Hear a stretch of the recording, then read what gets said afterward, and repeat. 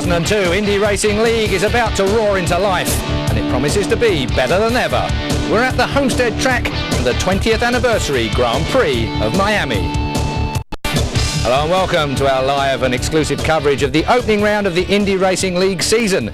We'll cover all 15 rounds of the series live here on Sky Sports during the year, and developments over the winter suggest this is going to be the league's best season ever. To guide us through the race, I'm joined by two of our regular Sky Sports guests, racing expert Christopher Tate and racing driver Johnny Kane, who will be in Florida himself in 2 weeks' time, driving the MG in the Sebring 12-hour sports car race. Johnny, perhaps first of all you better tell us how that drive came about. Well, we did a test before Christmas in the Lola MG to show it to some potential customers, and thankfully one team has bought a car and was looking for a third driver. Hopefully I can help them, get the grips with the car quickly and get a good result for us. Well, best of luck as far as that's concerned with you. Congratulations to the drive, obviously, is our first thing to say here. Chris, looking back to the IRL, 6 years ago when this series started, it's hard to believe it's been going 6 years already, but 6 years ago people said it probably wouldn't last when it split away. Tony George moved it on. You were one of them. I was one of them. I was at the US 500 the day that CART ran a race directly against the Indy 500 at Michigan in '96, and the doomsayers had them set to go. We should all be really excited about this, Keith. I mean, the IRL this year just looks stronger than ever.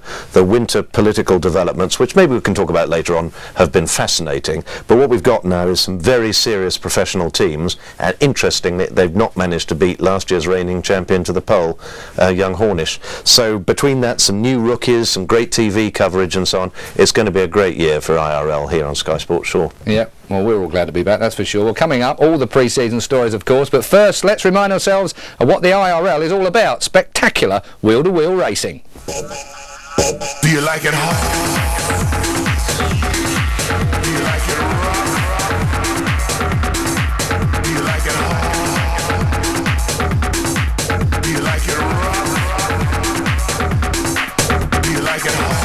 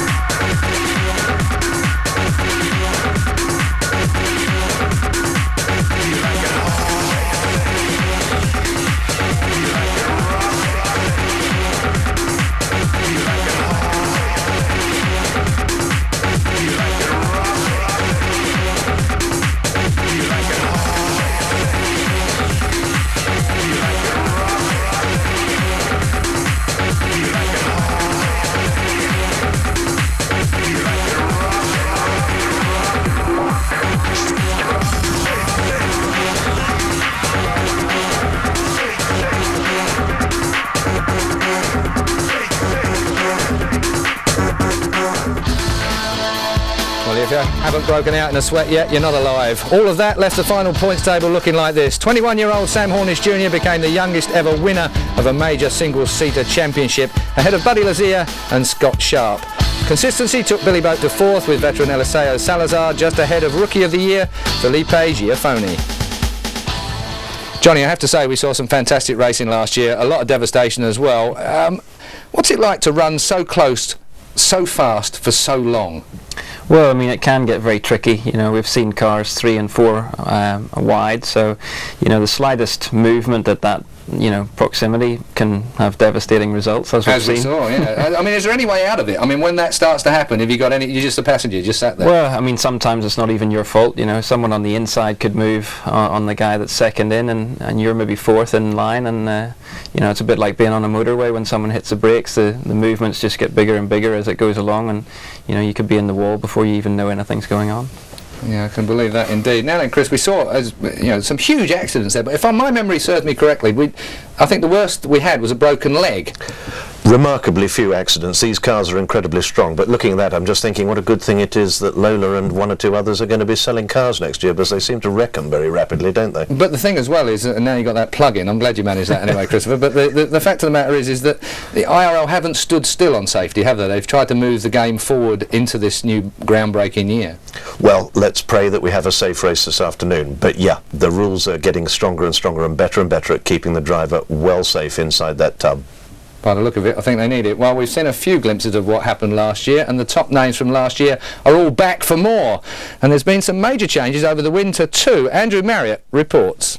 Keith, the Indy Racing League really has been making the news during the winter months, and the headlines have kept on coming. And virtually all the news has been positive, although Northern Light, the computer search engine that was last year's series sponsor, did pull the plug. But the biggest story of all was the defection of Penske Racing to the series after dominating last year's Indianapolis 500, their first ever IRL race. Even though Penske's drivers Gilles de Ferran and Helio Castroneves went on to clean up the rival Champ Car series, they have switched completely to the IRL. And if their defection is not a knockout punch to the once hugely popular kart series, then it certainly has put them on the ropes. With Champ Car double champion de Ferran and his friend and teammate, and of course fellow Brazilian, the Indy 500 winning, fence climbing Castroneves, both equipped with Dolaras, there is no question the whole level of the series has been raised. And let's not forget, the pair both honed their racing skills in the British Formula 3 Championship. Other Champ Car teams have also moved across to IRL, but have tended to hedge their bets, running one car in the league and the other in Champ Car. Former Champ Car dominating team Ganassi Racing will field G-Force chassis for the Glasgow-born former motocross ace Jeff Ward, a veteran of the series, but this is his best ride so far, and it was only announced later today. Chip Ganassi will also expand the squad to 3 cars for the Indy 500. Monan Racing, meanwhile, have hired last year's IRL Rookie of the Year, Felipe Giafoni, to drive their G-Force. Giafoni has a good record in Indy Lights and last year placed 6th overall in the IRL. British team owner Nunn has been working closely with Giafoni in recent weeks and certainly knows how to set up a car for the ovals, having engineered several past Indy 500 winners. As we said, the stories have kept coming, and only last week it looked as if Al Unser Jr., former Champ Car champion and Indy 500 winner, was out of a ride. But an 11th hour deal at the well-resourced and respected Kelly Racing saw this man, 2000 champion Greg Ray, removed from the seat he thought he had for 2002, and he was replaced by Unser. Apparently Unser brought some serious funding to the team, and Ray's sponsors, it is said, didn't ink in their cheque.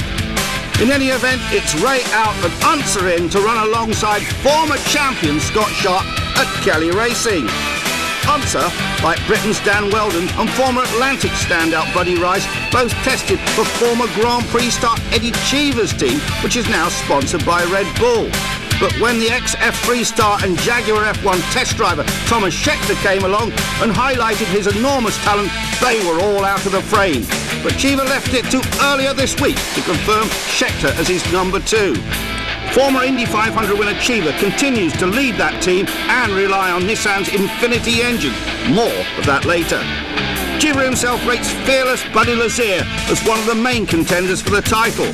Also a former Indy 500 winner, Lazier remains with Hemmelgarn Racing for a 7th season, but reflecting the increased awareness of the series, is now fully sponsored by Coors Beer. Buddy's younger brother Jack should also be a top runner. He drives for Menard Racing, who first won the championship with current NASCAR star Tony Stewart, and subsequently with Greg Ray. But when the team sacked Ray mid-season last year, the younger Lazier took over the ride and showed he's a rising talent.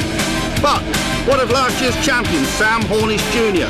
Well, the 21-year-old is perfectly happy to stay with the tightly organised Panther Racing team, and make no mistake, he relishes competing against Penske Racing and the other newcomers, as he told us. Last year, Pennzoil Panther Racing and myself, we had a real good year. Completed all but 7 laps. The car was really reliable. Didn't get any accidents on the track. It's going to be really hard to top that as far as coming into this year. So, we're just going to do our best coming into this year. We've got some new teams, Penske Racing. along with some other teams that are coming in and some new drivers. And the bar is going to be raised a little bit, but we expect to do that ourselves because we know we have to be a little bit better because everybody else is going to gain a little bit. So, coming in this year, it's going to be a tough year. It's going to be very exciting. We've got some new tracks that we're running at, and can't wait to get out there and get racing. One of the other big stories has been the engines. There was no question that last year, with Britain's TWR working on the new Infinity 35A motor, that GM would have to look to their laurels. So they've raised their game, redesigned what was an Oldsmobile Aurora engine and rebadged it as a Chevrolet. They have the lion's share of the field with 22 of the engines to Infinity's 4. Engines, remember, are 3.5 litres with a rev limit strictly enforced of 10,700, and they give about 660 bhp. Next year, of course, Toyota join in, and Champ Car will, in time, adopt a similar specification. Well as Greg Ray, a few familiar faces are missing this year. The highly impressive Sarah Fisher, who finished a sensational second last year here at Homestead, hasn't been able to raise her budget yet. Mark Dismore is another talented racer who has lost his drive and gone to Shigeaki Hattori, but he has been replaced by another Japanese driver, ex-F1 and Nippon pilot Hideki Noda. And in a surprising move, Buzz Hawkins, co-champion with Scott Sharp in the league's inaugural season, climbed out of his car at Homestead last week and announced, "I'm hanging up my helmet." The family Bradley racing team has yet to name a replacement. The ex-veteran F1 driver Eliseo Salazar from Chile continues with AJ Foyt's team and could still spring some surprises. He did finish 5th in the standings last year. And what's two for former NASCAR racer Anthony Lazzaro, a good bet for the rookie honours. And let's not forget another series veteran, Robbie Buell. He has pioneered the use of the Infinity power, and with big backing from the Purex washing powder people, could show everyone a clean pair of heels. It's an impressive lineup, make no mistake. After 5 years, the Indy Racing League has come of age. There's a superb season in prospect, and Penske certainly won't have it all their own way. Well, that's what Andrew Marriott says, and he usually knows best. Chris, what about that Penske thing? I mean, coming here full time, it's got to be the biggest news, hasn't it, of the winter? Yes, I mean, obviously because they're a great race team and have been around for 35 plus years, but most importantly because they're past champions in every series they've touched, because they've won the Indy 500 so often. They were driven by a cigarette sponsorship deal, which is only allowed to run in one series, so they had to choose. But the thing that I'm told really tipped Roger Penske across was the fact that CART kept pulling out from the circuits in which Roger Penske was involved, whereas we are now at Homestead, a circuit Roger bought from the original builder a few years back. There's always a political undertone, isn't there? But that's the teams. Let's talk about the drivers, where they're not at all political. Castroneves and, of course, Gilles de Ferran. I was joking, of course, Chris. Known by the Americans as being street racers rather than oval racers. IRL is only on ovals. How are they going to adapt? I really don't see it being a problem. They've both raced on ovals in CART before. Elio won the Indy 500 last year. Both very good drivers, very fast, and I think they'll be right up at the front. Quick word about Thomas Scheckter. Shocking in qualifying for this meeting. Yeah, so far he's been going very well. Did have a minor shunt earlier on in the week, but good things possibly come from him this year. Indeed. Well, let's hope he takes after his dad just a little bit anyway. So that's the runners and riders. Join us after the break when we'll look at the events which comprise the IRL, including the most famous motor race of them all.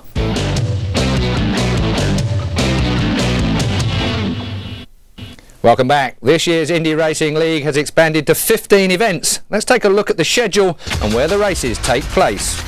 The IRL season starts today at the Homestead Speedway near Miami. In 2 weeks' time, we're at Phoenix International Raceway, Arizona, a tight 1 mile oval in the desert. The teams continue their journey west for round 3 as the IRL visits the High Banks 2 mile Fontana Superspeedway in California for the first time to round out a busy March. A 4-week gap follows as the series heads back to the East Coast for round 4 at Nazareth. Round 5 is the big one, the blue ribbon event of the series. The teams spend the whole of the month of May based at the Indianapolis Motor Speedway in preparation for the Indy 500, still the most famous motor race in the world. A busy June starts under the floodlights in Texas, another high banked track which also produces fantastic racing. Round 7 is at Pikes Peak in Colorado in the shadow of the famous hill climb venue. Richmond, Virginia is the first visit to a track in the heart of stock car racing country, and it's another race under the lights. The series heads to Kansas City at the start of July for a race on the 1.5-mile tri-oval track. Round 10 takes the teams to the home of country music, Nashville in Tennessee. Then it's up north to Michigan for the first IRL race at the Superfast 2.5-mile Super Speedway. August sees 2 races in the Midwest, the first at Kentucky, the second at St. Louis, Missouri. The penultimate round is at the 1.5-mile Chicagoland Speedway in Illinois. And the season ends back at Texas, the only track to hold 2 IRL races. Chris, a fantastic schedule, expanded over last year, and really visiting some tracks, of course, at the domain originally of kart. Well, that's right, and that's what I was just saying about Roger Penske and so on. A number of the tracks have very much changed allegiance. You know, traditionally you've had the West Coast and the Midwest owned, if you like, by Champ Car, and the South and Southeast particularly owned by NASCAR, with the IRL trying to find somewhere to go. This is what we were talking about, how the IRL has grown. Now they're right across the country, and when you look at that map with all the stars around the United States, makes you realise why motor racing in the United States is so expensive. All that travelling backwards and forwards with crews of up to 40 people per driver. It's a big budget now. It's a big, serious professional operation. Exciting series to come. Indeed, but even though they're all ovals, Johnny, and you're familiar with some of them, they're very different tracks, aren't they? And technically quite difficult to get on. Length and banking being 2 elements that are quite tricky to work out. Yeah, I mean, one oval is definitely not like another oval.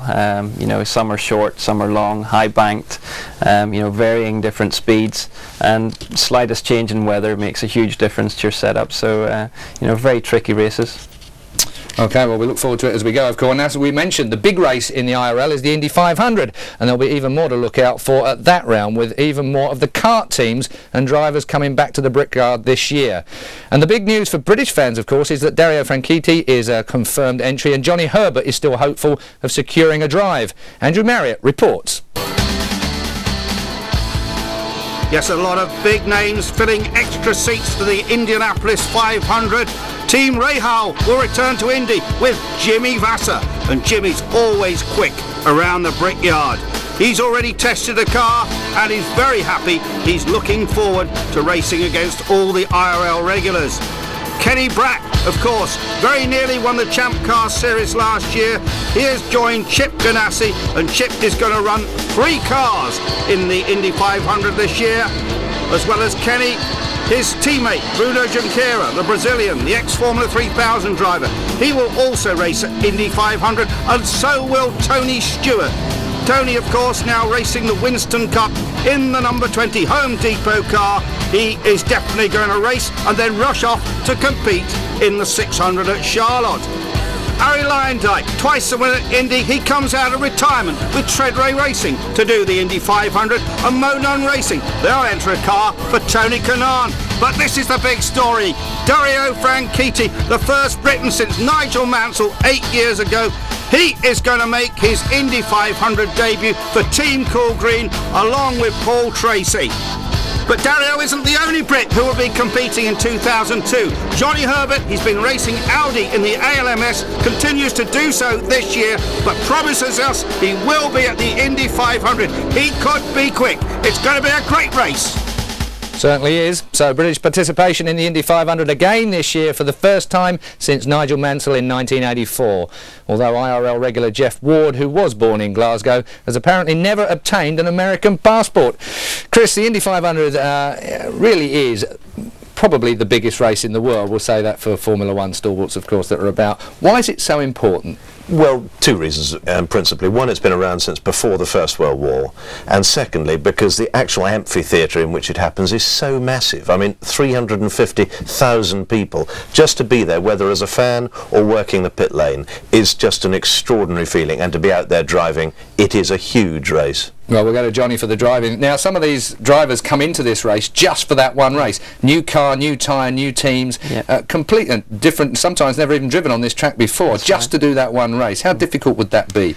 Well, obviously they'll all try and get some testing in before, but they're going to be up against drivers who race these cars week in, week out on various different circuits, so it's going to be very tough. But the kart guys normally do a very good job, as we've seen the last couple of years. I was going to say, Castro Neves and Gilles de Ferran last year, of course, being two notable people there. Last year's pole position man at Indianapolis was Scott Sharp. He'll be hoping to get further than last year, though. He crashed, rather embarrassingly, at the first corner. Andrew Marriott caught up with Scott at the recent Daytona 24-hour sports car race and began by asking him about his prospects for the year ahead. Well, we're excited, certainly. I think overall as a series, you know, with the Penske team coming and a couple other new teams joining the fray, certainly in the Delphi Kelly team, we've really gotten, I think, the right nucleus of people together, and we ended up last year quite strong, and I think if we can just put it all together, we can have a real bang-up year. The thing about IRL is just some sensational wheel-to-wheel racing right to the flag. Sometimes three of you crossing the line inches apart, and you're usually in the middle of that.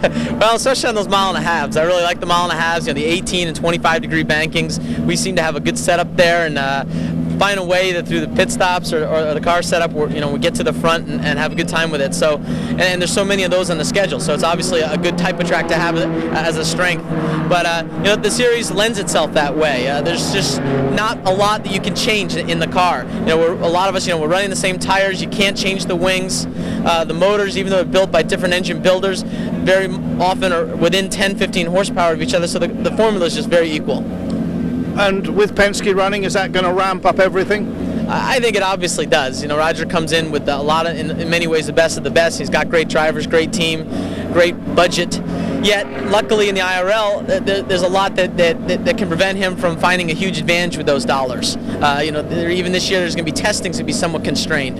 So I think it's going to make it much more equal than he's had before. Everyone joked last year in Card how he took the Reynards and completely rebuilt them into his own car, and obviously you can't really do that in the IRL. Scott Sharp, who seems to go better on the higher bank tracks, which unfortunately for him we don't have for today's race. Let's take a look at the track facts then. The Miami Homestead Speedway is a 1.5 mile track, so 200 laps today will give us 300 miles in racing distance. The banking is fairly low, just 6 degrees in the corners, but it's a wide track, so expect plenty of side-by-side action. Now, Johnny, I've got to say, you've driven here before. What's this track like? You did mention the wind earlier on. Yeah. I've just had a report in my ear a moment ago that it's up to 40 miles an hour and turn 4 is real tricky. Yeah, well, 40 miles an hour on an oval, that's a big problem. This circuit's actually very similar both ends, but because of the wind direction, you normally get an understeer at one end and an oversteer at the other, so very difficult. I think right now we have to have a couple of predictions. Chris, please, very quickly. Hornish, Cheever and one Penske in the top 3, Laurent Redon in the top 6, Young Scheckter to crash. That's as quick as you can manage, Johnny. I'm going to go for Hornish and the 2 Penskes in the top 3. Well, we're just a few minutes then away from the start of the 2002 IRL season. Join us after the break. I'll have my predictions then as well for the 20th anniversary Grand Prix of Miami.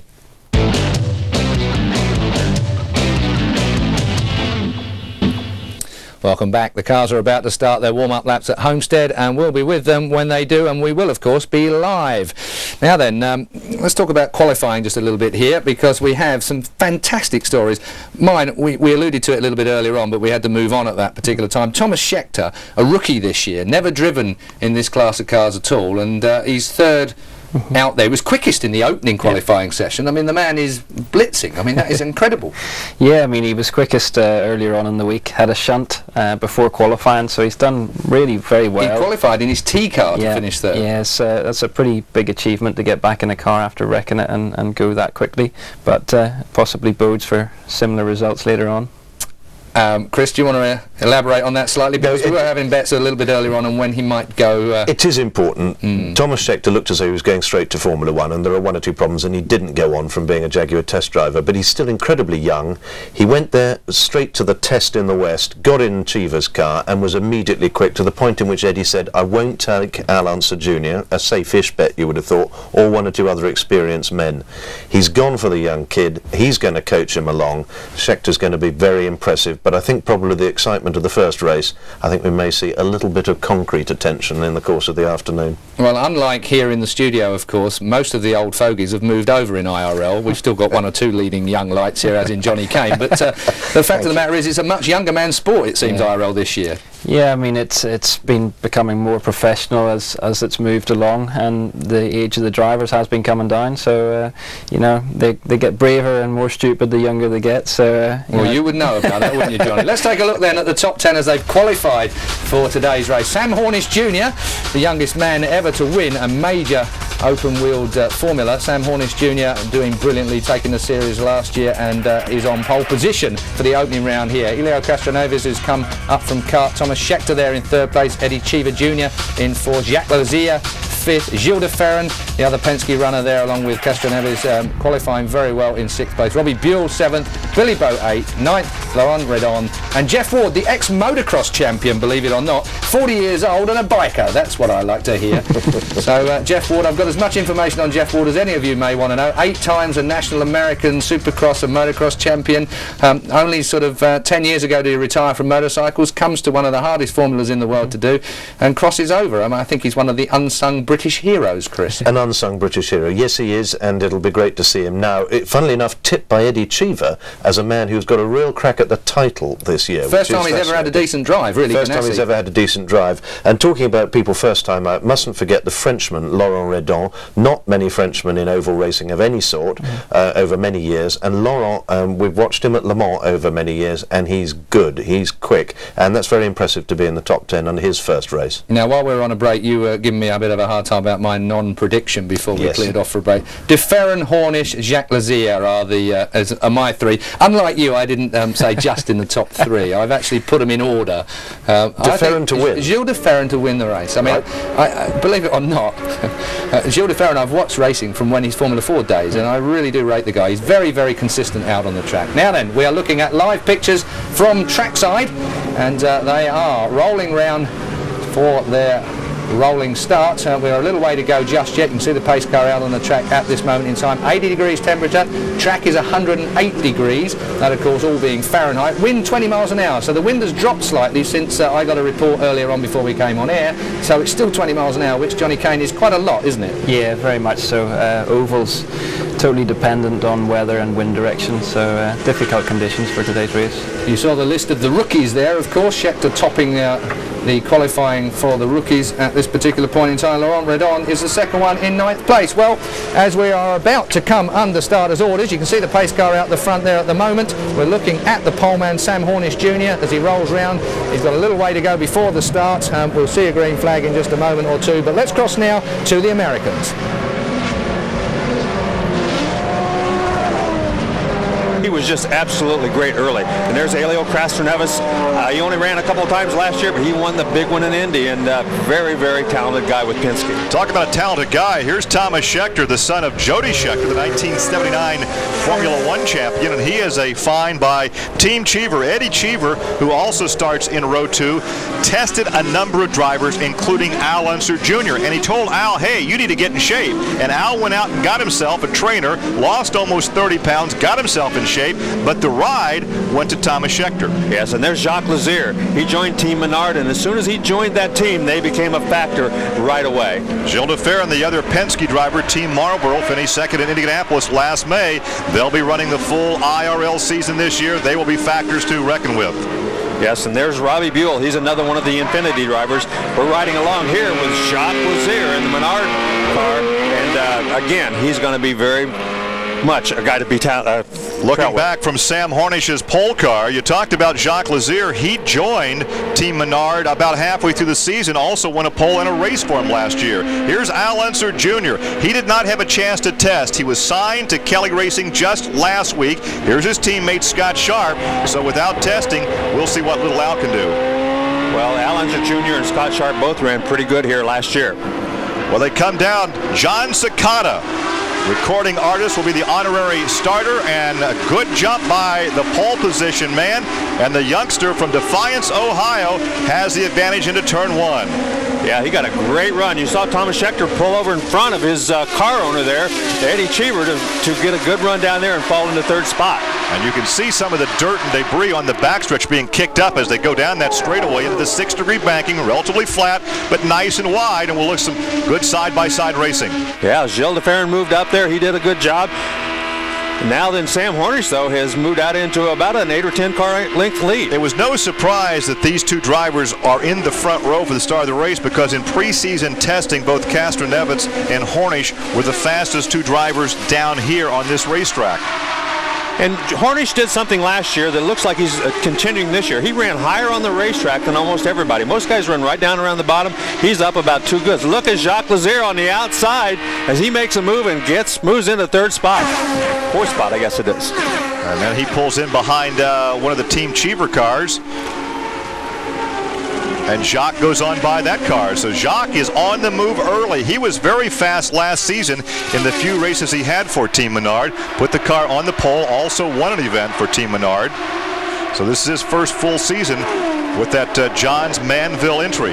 Yes, he's a guy who always goes out there and gives 10 tenths on every lap, no matter what he's doing. Oh, and a car up against the wall already. That appears to be one of the Cheever cars. It is. Eddie Cheever in the number 51 car. Eddie Cheever, the 1998 Indy 500 winner, already out of the race, and he had high hopes for this race and this season. Man, oh man, what a tough break. So Cheever brings out the yellow flag in the early laps as he makes, once again, it could be a condition of the winds coming off the ocean. We're about 3 miles off the Atlantic Ocean, and these winds at one end can pick the race car up in the rear and pin the front on the other end. Yeah, he got in there.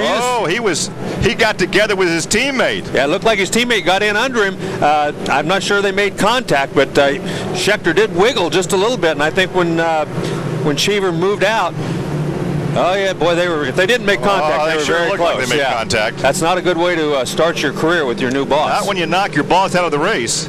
Well, he definitely got in under Cheever. He did wiggle just a second, so whether he touched or not, I don't know, but he definitely was a factor in that crash. So we were under yellow here at Homestead Miami Speedway with the leader, Sam Hornish, Castroneves. Jacques Lazier rounds out the top 3.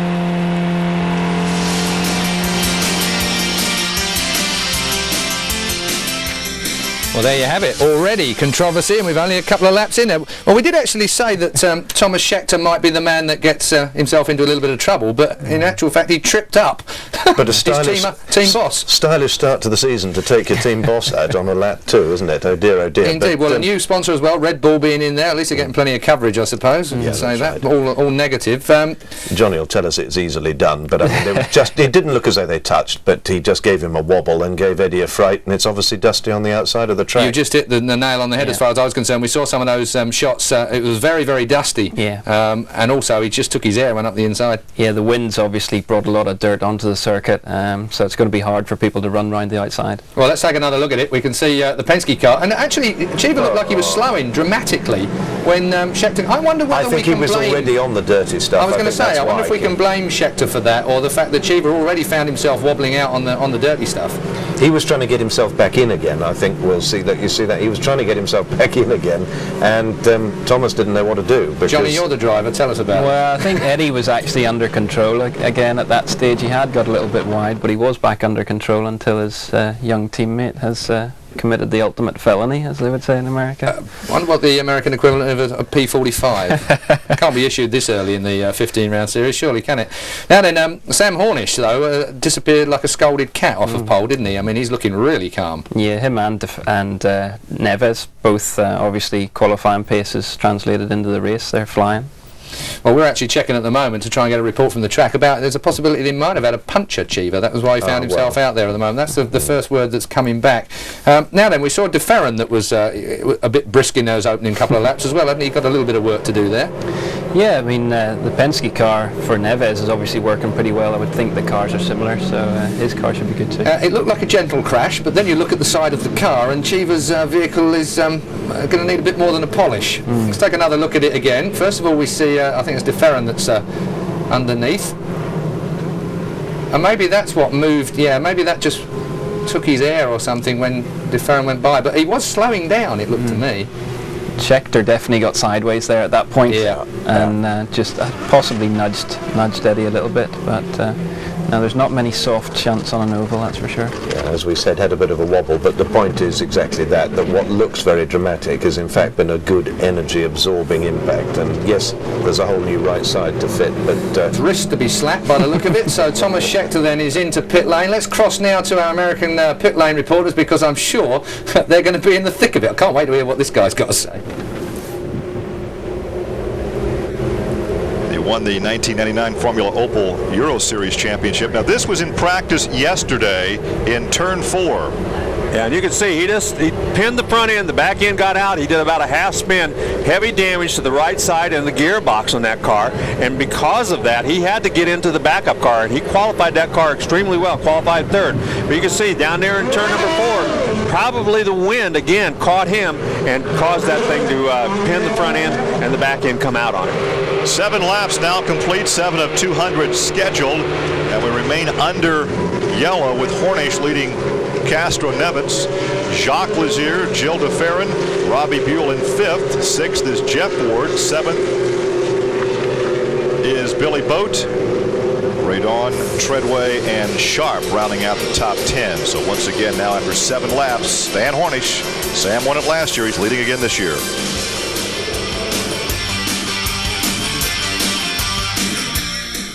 There it is then, Hornish leads, Castro Neves in second place and Jacques Lazier in third place at the moment. You're looking at Hornish with Castro Neves playing Mr. Intimidator, it looks like to me. They're sitting right underneath the gearbox, and Sam Hornish, well, I wonder if he'll be intimidated. He certainly wasn't last year by anybody giving him a hard time. So as we're looking down at Sam Hornish, we're under yellow, our first. 7 laps of 200 have been done. This is a Menards car, as it says in the dashboard there, so you don't have to be smart to work that one out, I suppose. Looking up through the field, you can see the flashing lights of the pace car in front at the moment. We're going to be at least another lap before we go under green. And again, tyres cooling perhaps. A few clouds in the sky now, no risk of rain we are told over Miami today. It's absolutely clear, 0% of rain we were told, but it is quite hot, 80 degrees Fahrenheit at the moment, air temperature over 110 degrees now, track temperature, and already, well, there's one person that's feeling the heat. Thomas Scheckter, having just taken out his teammate and team boss Eddie Cheever Jr. He's going to be popular indeed. If you've just joined us, we are under yellow for the first time for the 20th anniversary race here in Miami.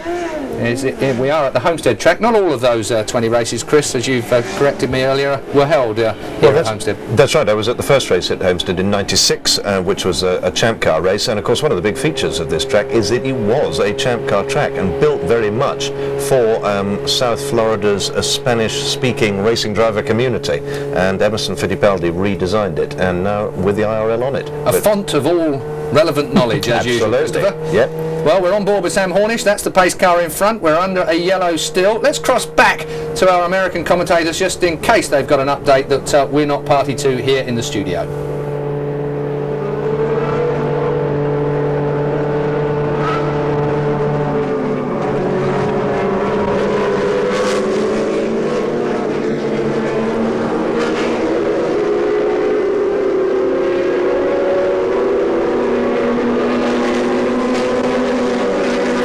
Scheckter apparently stalled the engine.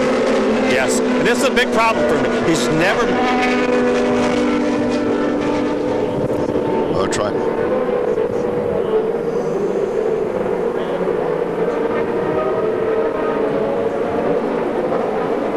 Thomas Scheckter stalled the engine leaving the pits, and as we've indicated in the past, this can be a problem for a new driver in this series. Yes, he's never made pit stops before, so it's a huge problem for him to get used to that. He came in just to check the car, to change tires, but he's going to lose almost an entire lap as the green flag is coming out this time by. And they come by to complete lap number 10 of this 200-lap grind, and right away you see the scramble for position back down that front straightaway.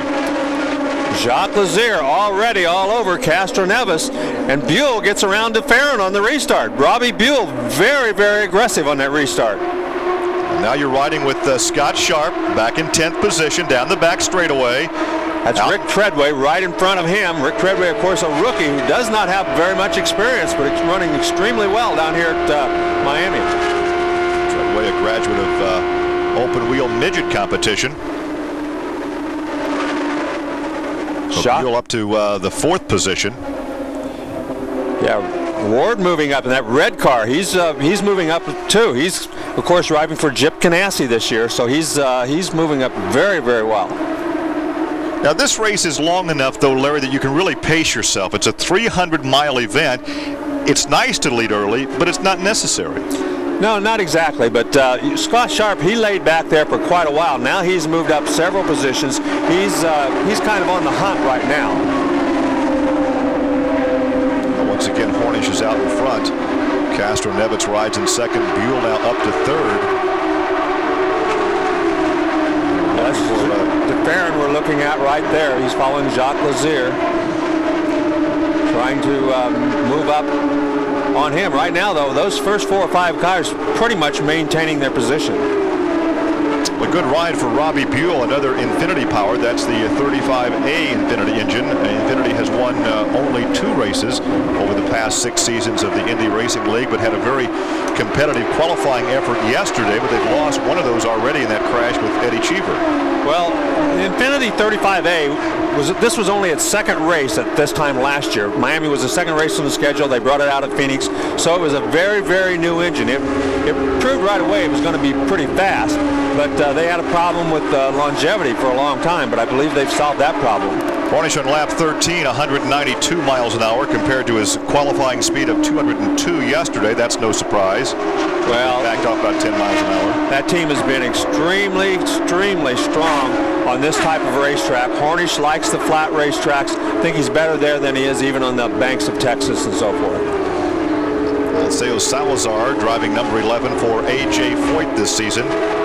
Many thought that last year may have been his season, his second full season with A.J. to vie for the championship. Yeah, and he's putting a move on Giafoni there. He got down to the inside of Giafoni, but Giafoni got on the throttle down the straightaway a little faster than Salazar did. This is the race for 12th and 13th position. Giafoni, you can see Giafoni, he wiggled getting into turn number 3. That's because the wind is blowing. It's blowing you in, and when he wiggled, he got out of the throttle, and that's exactly why Salazar was able to get around him. When he did that wiggle getting into 3, it moved the car out, and Salazar had a run on him, one on by. Well, Salazar, as we indicated, running for A.J. Foyt again this year, but Mo Nunn is the car entry for the Hollywood entry of Giafoni. He was last year's Rookie of the Year in the Indy Racing League. That's Castro-Nevis we're looking at right there, trying to run down Sam Hornish, but so far, Sam Hornish has had everything pretty much his own way. That Pennzoil Panther car really moving. Past, I filtered him behind him, and he just came in too deep. We talked about this the whole weekend. Take your time, make sure there's room in the pass. I would be just as angry right now if he had hit somebody else on the track. It was uncalled for, stupid, and right now I'm so angry I'm beside myself. That's Eddie Cheever. Boy, what a tough way to start a brand new racing season. Yeah. Well, very outspoken, great interview, great personality, but obviously very angry. A mistake. Well, he knows what's going on, and I mean he's right. He probably would be just as mad if he had hit somebody else. But when you take your boss out of the race, that's not a good way to start. Check the fine print of your contract. Yeah. I'm sure there's nobody sorrier at the racetrack than he is right now. Obviously, he didn't mean to do that. So tough break. Well, there's a black flag being issued for number 37, John DeFries, who apparently violated that blend line coming out of the pit area. John's one of our promising rookies. That has been most impressive, and that's a new team as well. That's the Todd Brayton-owned team with a Brayton-engineered engine in the race car. Yes, and that's one of the things a rookie has to learn. You have to learn.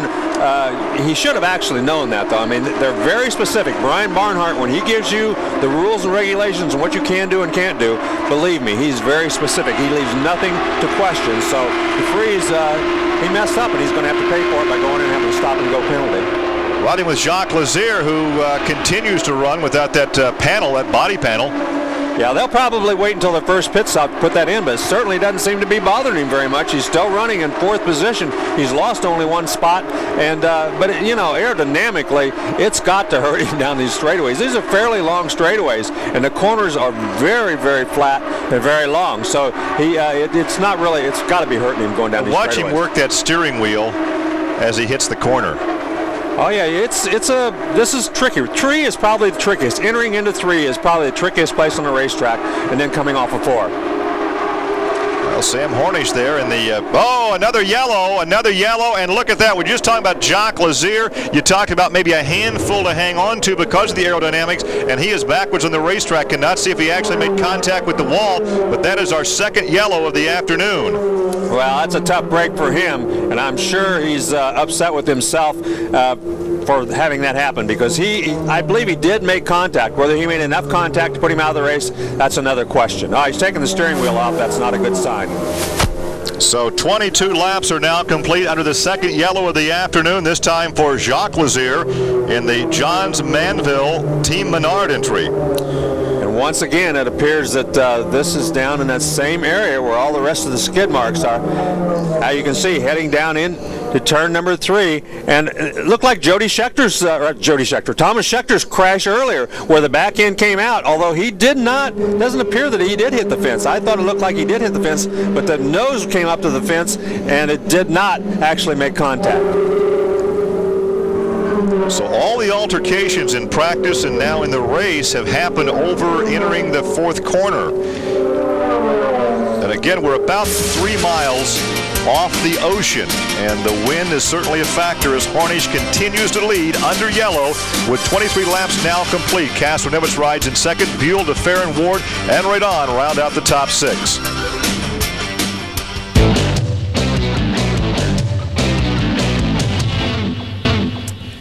You join us back in the studio where the Homestead Miami IRL opening round of the year is under its second yellow after Jacques Lazier found himself climbing a wall somewhat unceremoniously, but at this time, unlike Cheever, he did it all on his own. Can we go back to the Jody Scheckter situation here? There's a Freudian slip there, of course. Thomas Scheckter, who seems to be taken after his dad just a fraction. They are live pictures, actually, as I think we'll just go back to the track at this moment, gentlemen, if I can get back to Johnny Kane and Christopher Tate here in the studio in just a moment, because we're about to get back under green. Let's rejoin our commentators at trackside.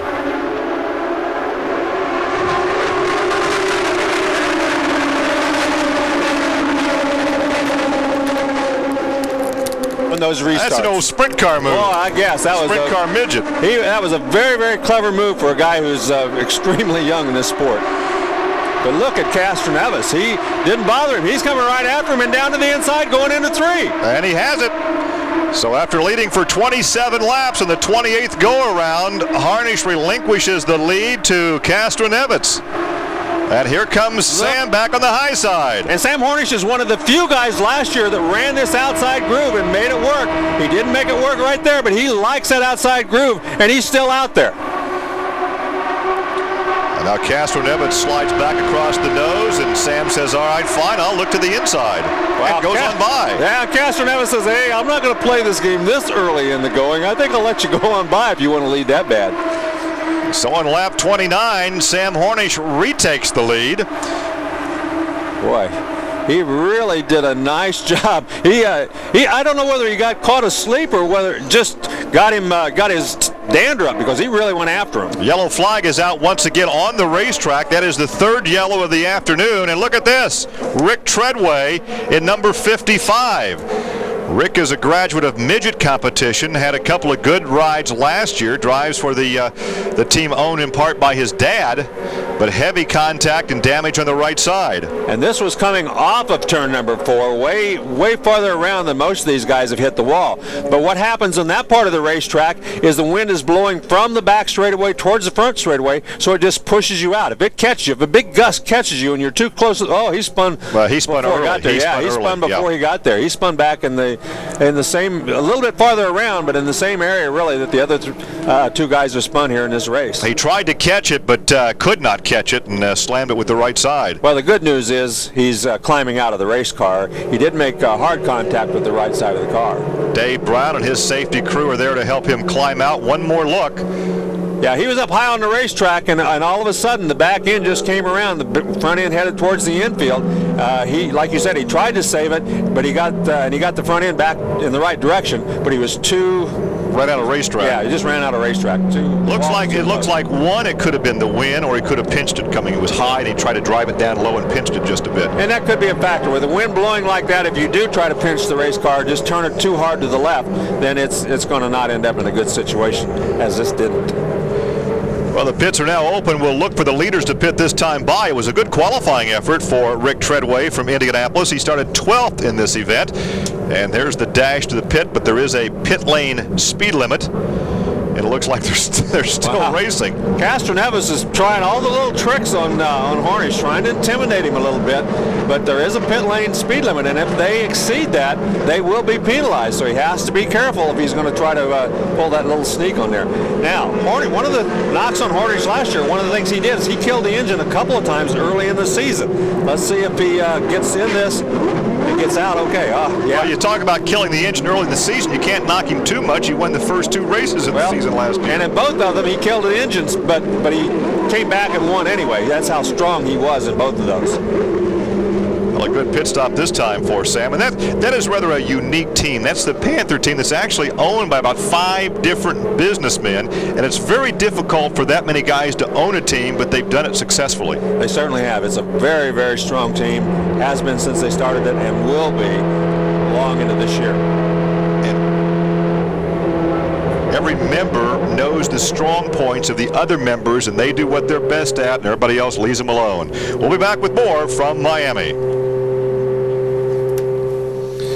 So then, as Americans disappear off to a break, the Homestead Miami Speedway opening round of the IRL will be back in just a moment. As you can see, the wrecker trucks are still up high at the circuit at the moment. That was a big shunt there with Ricky Treadway, again off of turn 4, which has been a bit contentious throughout this. You can see the wrecker there just recovering Ricky's car. He was a 12th qualifier and a rookie in this year's IRL racing, of course.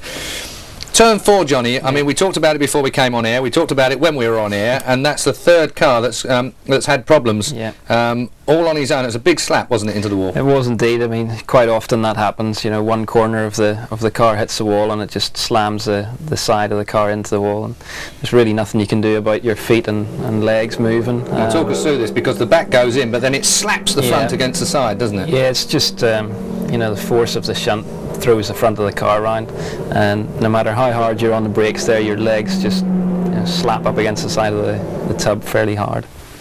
Wouldn't want to slap like that, Christopher. Not at our age, anyway. Well, exactly. It's just as well he's so young and fit, isn't it, really? Indeed. Now then, let's talk about Castroneves, who is really taking on the role of the intimidator, isn't he? Down pit lane. He's stuck right under it in that last yellow, the second yellow that we saw. He was stuck right under Sam Hornish's gearbox to try and intimidate him while they were behind the pace car. He's really trying it on, this boy. Yeah, that's right. Proper, as they say, professional motor racing. The Penske team doing everything there. I don't know if you also noticed that Gilles' pit crew did a rather better job there on turning around his car than they did Elio. So we'll see if he can nip back out there and do it again. But obviously, the team plan. Here it is. Let's take a look at this. This is the intimidation again coming from Castroneves. This is classic stuff. He's not allowed to get past him, of course, and he mustn't break the pit speed limit, and he mustn't tangle up with him in the pit lane. But he's just there saying, "Don't think you're going to go too far." But Christopher, he got his just desserts, because Gilles de Ferran got out in front of him and picked second place off of him. So Castroneves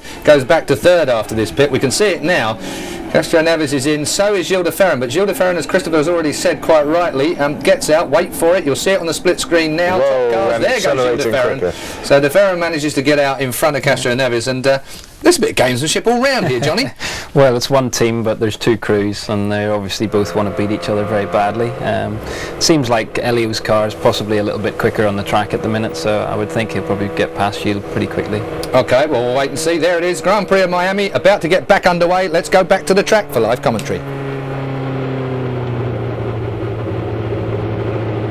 Right along with Jacques Lazier, who had to make that pit stop after slight contact with the wall. That drops him way back to 23rd position. Make that 22nd position now after Rick Treadway crashed. So we're under our 3rd yellow of the afternoon. Yeah, he lost 5 laps, so he's not going to be not a factor this afternoon. That's right. It's a tough break for him. But that team will be a factor throughout the season. Right. And there is Eliseo Salazar, who's now currently in 4th position behind Ayrton Dare and Alex Barron and Ward, who is leading the race. So that early pit stop makes him, it looks pretty good now. At the time, everybody's saying, well, why did he pit? But now, since everybody else, he pitted on about lap 26, everybody else pitted on about lap 30. So it makes it just depends on your strategy, and strategy does play a part in any kind of a race like this. Sponsored by the Bank of Chile. Look at that color scheme. You've got some kind of a whitish silver, blue, red, and a green helmet. Yeah, and he's not going to change that green helmet. That's his home country colors. He loves them, and he's going to keep it on there no matter what. His third full season of driving for the legendary Texan A.J. Foyt, as you look back from the Pennzoil car. He led this race last year, if you remember, right near the end, and almost pulled out the victory. And Hornish got around him, and then a little later, Sarah Fisher got around him, so he finished in 3rd position.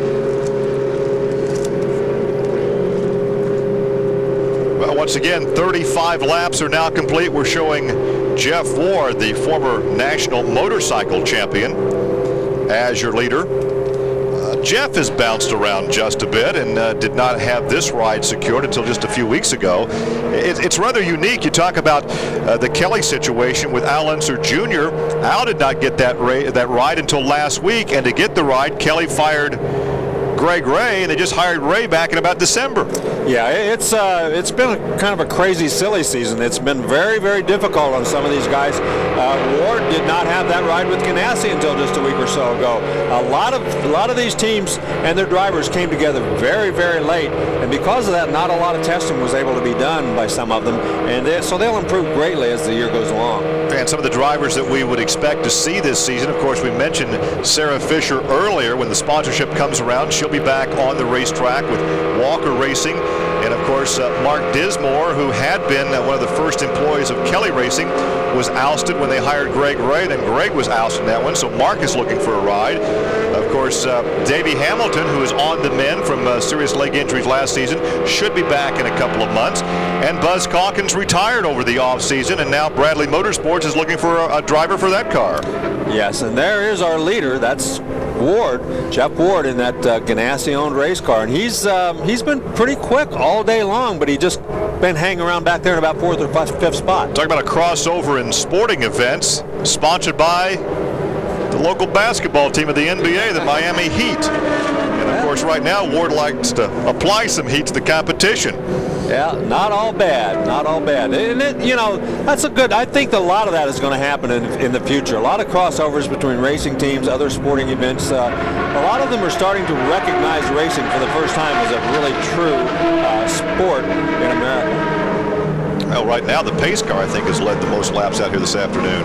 Well, that's not uncommon at this racetrack. Last year, there were several crashes. You can see the pace car is just pulling off, so we'll have green next time by, and we'll see with Ward leading this race and Hornish, DeFer, and Castroneves back in 7th, 8th, and 9th position, how quickly they can come up through that field and catch those guys. Ward, I think, has put himself in a bad situation if there's not a yellow fairly quick, because he's run 37 laps without a fuel stop, and I don't know how much longer he can go. Well, Alex Barron now in 2nd position. He's been out 12 laps since his pit stop, and Ayrton Dare, who got that ride just yesterday when Donnie Beechler crashed the A.J. Foyt entry and spent the night in the hospital. He'll be released this afternoon, was complaining of some neck and back pain, but he will be released this afternoon. But Dare, the rookie of the year a couple of years ago, got that ride. He had to be the right spot at the right time, and A.J. said, hop in the race car. Yeah, Alex Barron stuck in there very well. Dare on the outside in that A.J. Foyt car trying to get around Barron. Could not make that work. Now then he got a good run down the back straightaway. That's the best battle on the racetrack as he looks to the inside. That's the battle for 2nd. And they go through that corner side by side, and he has him on the high side. You can see Sam Hornish right now. He's catching up with those guys. No, he didn't get him on the high side. No, he didn't. He got out there and he got hung out, got real slick out there, and he lost 2 or 3 spots. Oh, meanwhile, Billy Boat in the Kerb Agajanian car has spun. So tough break for him. They had high hopes. This is a brand new team. A lot of the same people followed, but tough break for him. Well, we'd like to hear more about this Donnie Beechler situation from yesterday as we take a look at Billy Boat. He's sitting there very dejected at this point. Doesn't look like he made any contact. And we're trying to get Donnie Beechler and see what he has to say about his crash yesterday. Would say is his Harris driver. And Donnie Beechler, that was a tough break for you yesterday. What do you think finally happened to the Harris machine? Well, I mean, we had new sticker tires on out there, and I took it 3 or 4 good practice laps, and we got pretty comfortable in 1 and 2, but it was awful windy yesterday, just like it is today, and I think I may have gotten, some air taken off of the rear wing, and it just turned me sideways, and you can't save these things too often. You guys have had some really terrible luck since you came to Miami. I love Miami. It's a great city, but we haven't had good luck here with the racetrack, and hopefully Ayrton and Salazar will do a good job for us today. Well, it's good to see you back at the racetrack. And Paul, I heard the great line from the Foyt crew. They said, our luck has been so bad, our pet duck drowned. Jack Arute from the pit area with Donnie Beechler, who we had heard would be released this afternoon, got released earlier. This is a look back to yesterday in that practice session when, as he indicated, maybe some air taken off the rear wing, which we talked about earlier because of the prevailing winds. Yeah, he did get out of the car all on his own, but he didn't feel very well. He had a headache and he had aches and pains, so they did end up taking him to the hospital. Now look at this, Jacques Lazier back in the pit area. Man, he's had all kinds of problems with that thing today. I'm sure they're not happy with what's happened to them today, but he in the pits once again, but he's already 5 laps down. As he leaves the pit area, still under yellow. Ward leads. But again, he has yet to make the pit stop. He's gone 41 laps, and that is really at the far end of that window, that pit window for him. Well, I would think it would be. Maybe they know something that I don't know, because with this yellow, I would think, man, he's got to come in and make a pit stop sooner or later. Now you'll see this blend line back here as they come off this lane in the second corner. And that is Jacques Lazier, and he blends in on the backstretch as Ward continues to lead. A couple of youngsters, Barron and Salazar in third, with Hornish back up to fourth.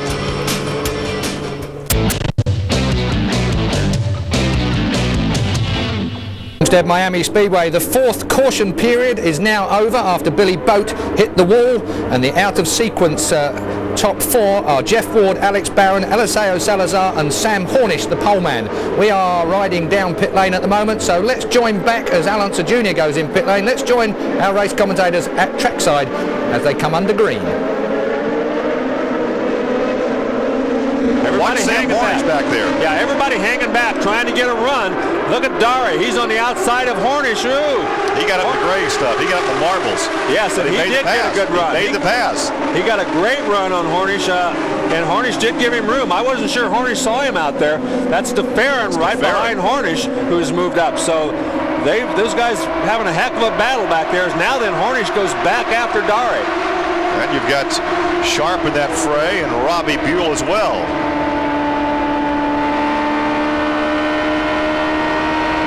You see Dari running a higher line. You talked about that high line that Sam ran here last year. That last lap, Sam was down low and Dari was up high. Yeah, this time they just flip-flopping. Yeah, now Sam this time goes to the outside. Is he going to have enough room? Oh, he ran out of space that time. Ran out of real estate. Yeah, he certainly did. You could see that Dari wasn't going to get that thing turned, and he saw it same as we did, and he let off the throttle, let him go. Looks to the inside. Through turn 4. This is the trouble spot for the entire weekend. Stays down low. Can he have a run down the straightaway? No, he can't make it. And you can see Dari again. He did a little wiggle as he exited that corner. See what Hornish is doing here. He's entering very high. Oh, this time he goes right on the outside, but look how close he is when he goes by him. Dari makes the pass and moves to 4th position. Dari drops to 5th. 6th is now DeFerrin. Then it's Sharp and Buell. Dari just lifted a little bit. He already had that run on the outside. I think his original intent was to try to sneak under him coming off, but when Dari lifted a little bit, man, he just blew right on by him. Well, we're working on lap 49. 26 of those have been under yellow, but another pass there. But I tell you what, when we're racing, we see some great competition out there.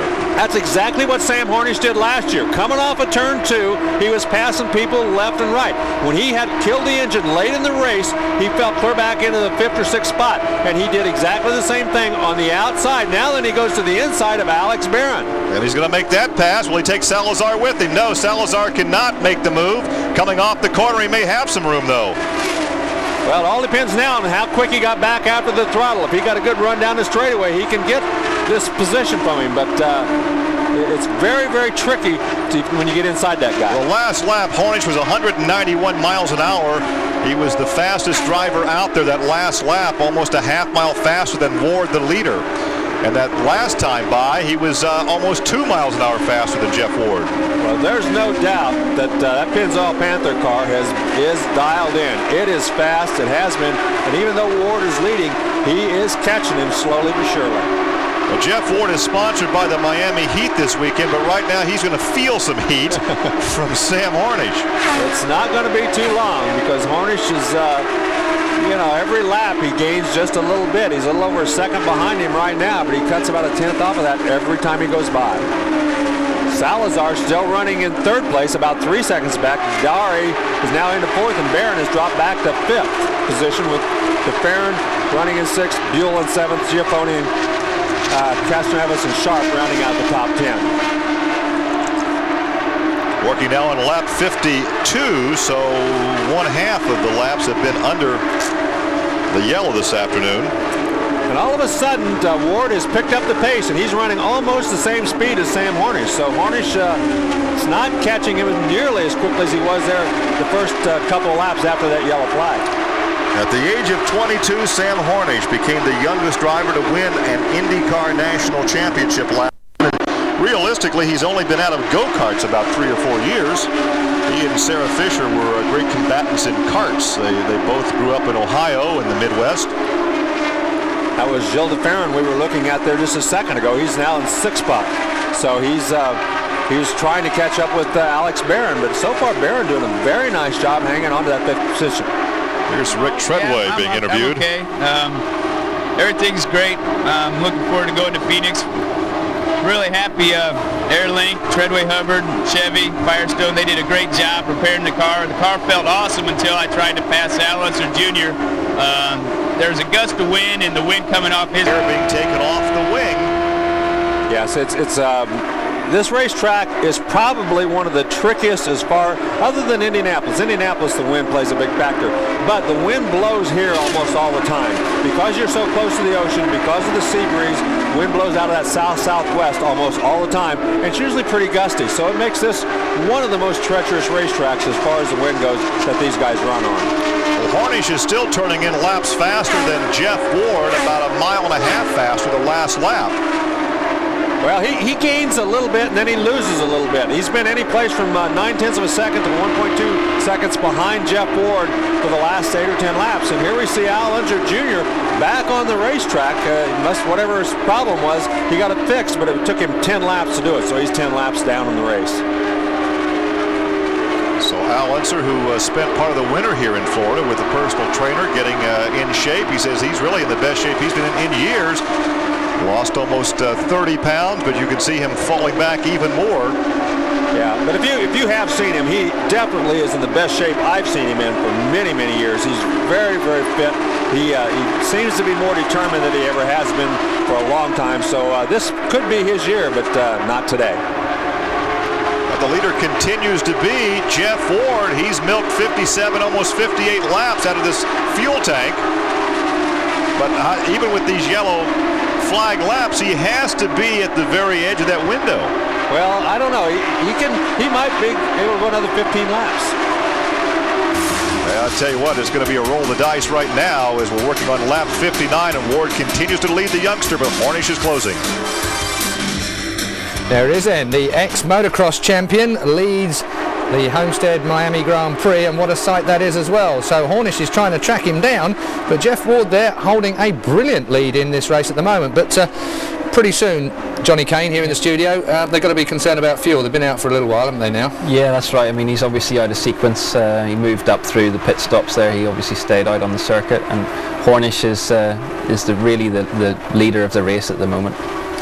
Christopher, they're certainly having a bit of trouble with the wind out there, but it seems to have settled down just a fraction now. There's, that turn 4 has been a major problem throughout this event. There's been a 40 mile an hour wind at one point during the course of the day. It's down to about 20-25 mile an hour now, but still these cars are having big trouble with it, aren't they? Yes, they are, and they're. I mean, sorry, I was a little distracted as well. That is extremely and again, look close. at this. But I mean, Hornish really feels able to do whatever he wants. Look, he gave everybody a surprise. There are one or two people running at the back of this field who are running a lot slower than the front boys, and you are going to get that from time to time. Okay, you're right there, and Hornish, I think to pick us back up to speed very quickly, he's just taken the lead, of course, we expected that, but can I just bring Johnny back in and say, this man is putting this vehicle all over this track, everywhere. He's all over the track. He knows exactly where he wants to be. And you said it earlier on, he's not afraid to turn the wheel. No, he's very confident in the car. You know, change of direction on an oval is very important. You know, you have the confidence in the car to move the wheel, a lot and not worry about the rear end letting go. And, he's not scared of it at all. Well, we're watching Sam Hornish at the moment, who is the race leader here, and I've got to say, the young man, he is of course the champion from last year. He is the pole sitter here in Miami, and as you can see, the way he's getting around this Homestead racetrack is absolutely superb. There's no one getting near to him. Is there anything going to stop him today, Johnny, with this kind of form? Well, if you look at it at the moment, you would say no. Really looks pretty comfortable, running quicker than anyone else, and the car looks excellent. Sam Hornish Jr. it is then that leads the race. Jeff Ward, who's out of sequence, will be pitting at any moment now. Let's go back to the track for our live commentary then and see what the Americans have got to say about this phenomena, Sam Hornish.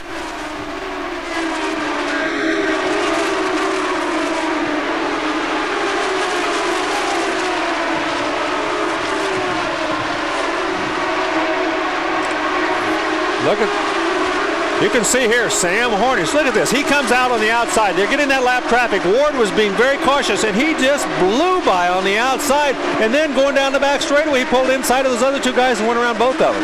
Another look. Look how close he was, though. He was very close. That was a huge chance he took on the outside there to pass those guys. And Ward is going to have to make a pit stop under green. Tough break.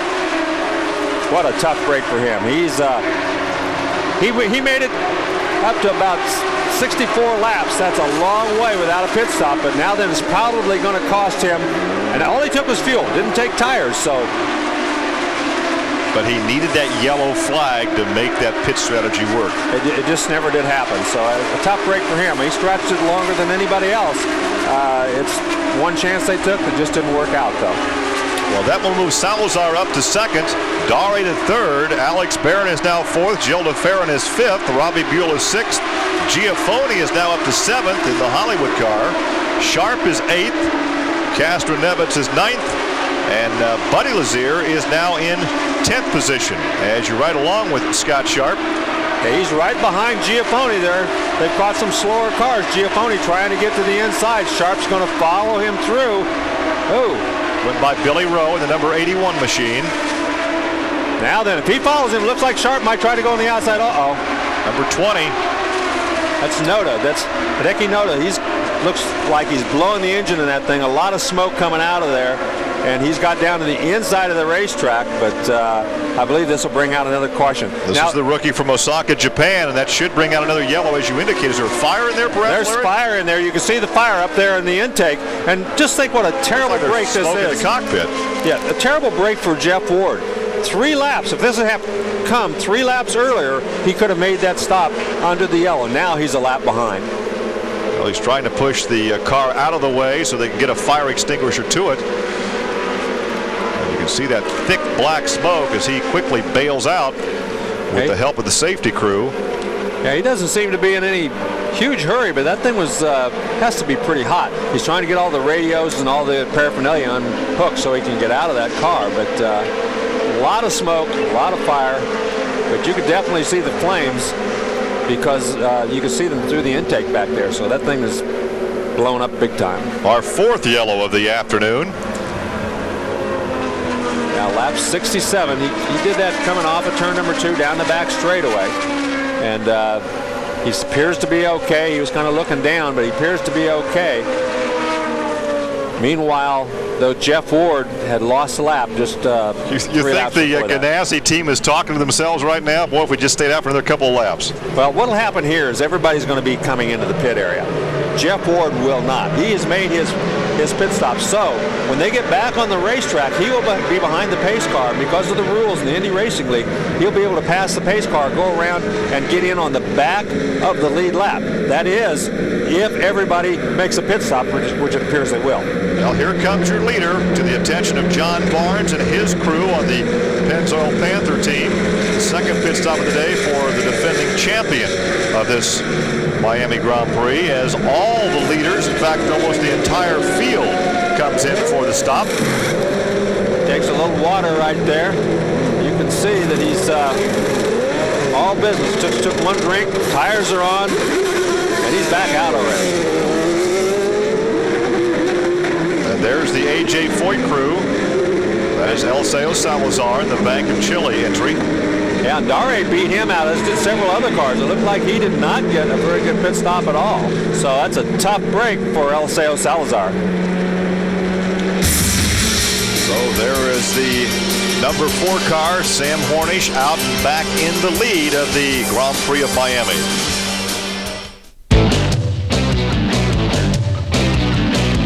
As again at the Homestead Miami Speedway for the opening race of the 2002 IRL Series, and we are under our 5th caution, believe it or not, of today's race. Sam Hornish leads, we're on board with him at the moment. Ndare is up in the 2nd place, Eliseo Salazar is in 3rd place, and Gilles de Ferran is there in 4th place. The 5th yellow flag of the day is because of Hideaki Noda, who was on fire just a moment ago. Let's cross back then to our live commentators at trackside.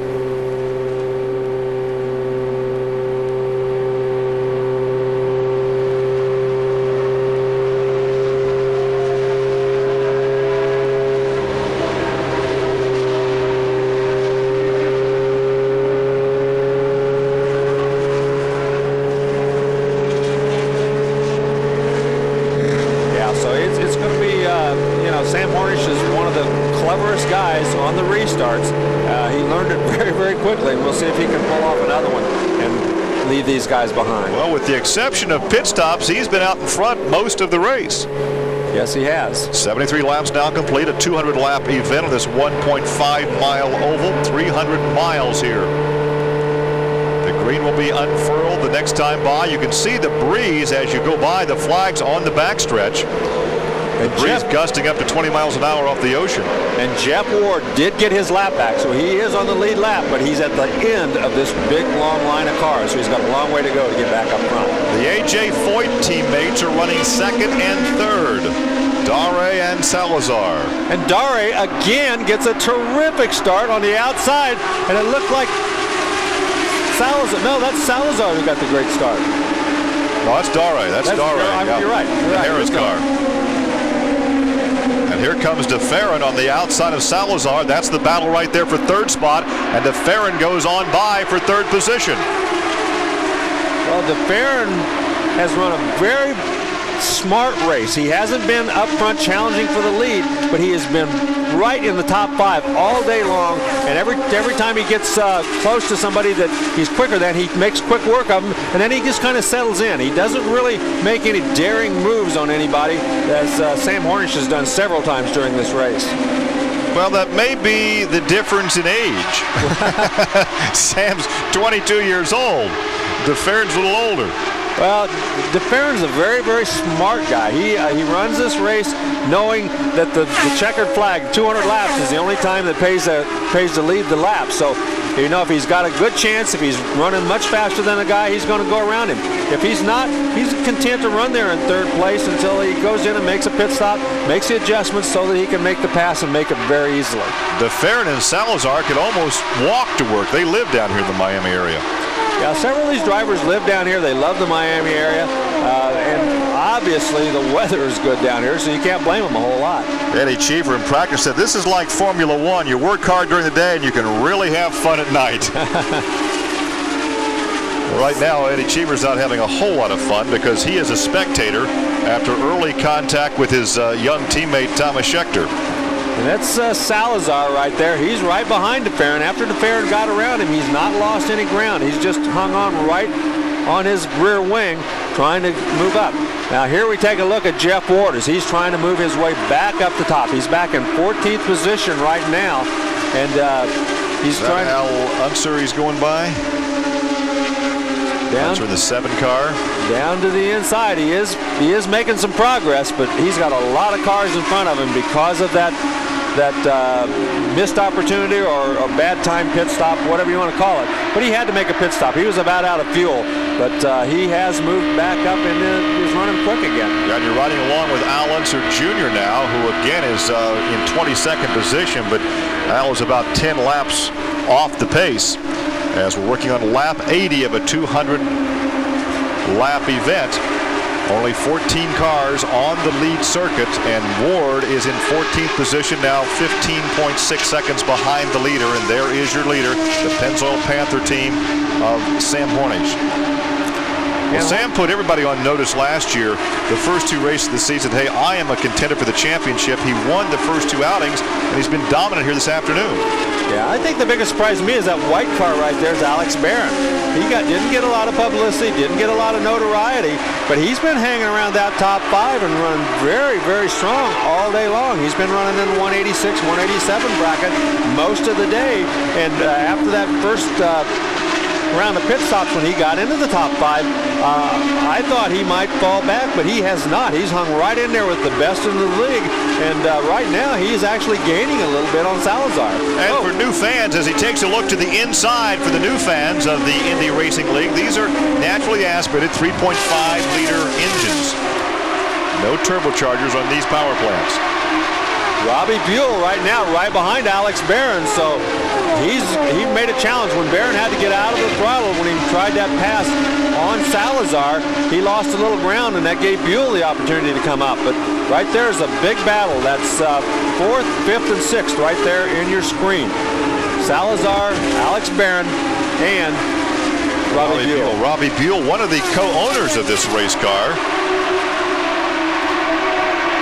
There's a look at Salazar once again driving for A.J. Foyt in the Bank of Chile car. Well, he loves this racetrack. He considers this his hometown. He's the Bank of Chile sponsors him.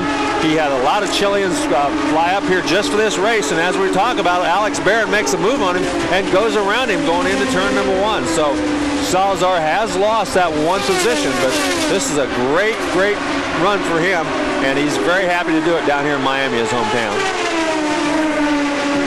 Well, he won in Las Vegas a couple of years back in '97, the second season for the Indy Racing League, driving for a different team. But I tell you, in his home country, he is one of the major sports heroes. Well, Blair Racing right now has to be extremely happy with the job their driver's doing. Alex Barron moving right up there with the big boys, running with the tall dogs, as they say, and following Gilles DeFerrin and staying ahead of a bunch of really good guys. Buell Castroneves is running back there in 7th spot. Now there's Barron in 4th, and it's Salazar and Buell in the 6th position. Well, there it is. Sam Hornish leads this race as we might have expected, but behind him, as we look back from Hornish's car, Ayrton Dare, a man that was only taken on the payroll on Friday, hasn't got a ride for this year, and there he is in 2nd place, Johnny Kane here in the studio, driving brilliantly. Yeah, I mean, he had several good races last year. I drove against him in Indy Lights for a couple of seasons, and on his day he can be very quick, but he tends to be a little bit up and down. Well, talking of up and down, it's a great link actually, because this race has certainly been up and down. We've had 5 yellows, 5 caution periods, Chris, at the moment. It's been very difficult to find any momentum here, and the teams must be finding it very, very tricky for them to work out any kind of strategy in these circumstances. Very tricky to run a strategy. We know that the wind in turn 4 here is what's been causing the problem and giving some of the yellows, but we've also had engines and we've had spins, unforced errors and so on.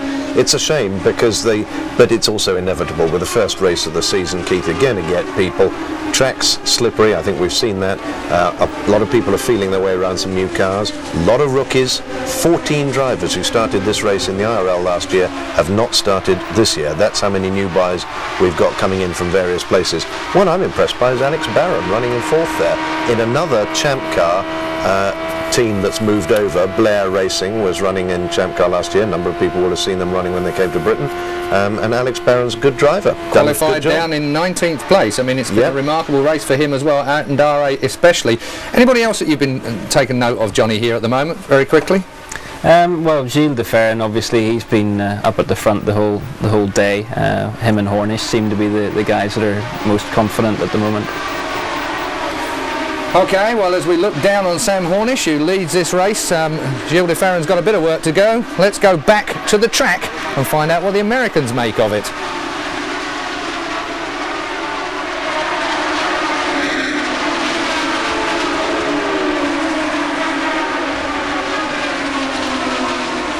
We come to you live from Homestead Miami Speedway in South Florida, the Grand Prix of Miami, the 20th anniversary of this racing event. Today a doubleheader. The sports cars will be racing later this afternoon using the infield road section. But right now it's the Indy Racing League for a 200-lap event, 300 miles, and your leader at 90 laps is Sam Hornish.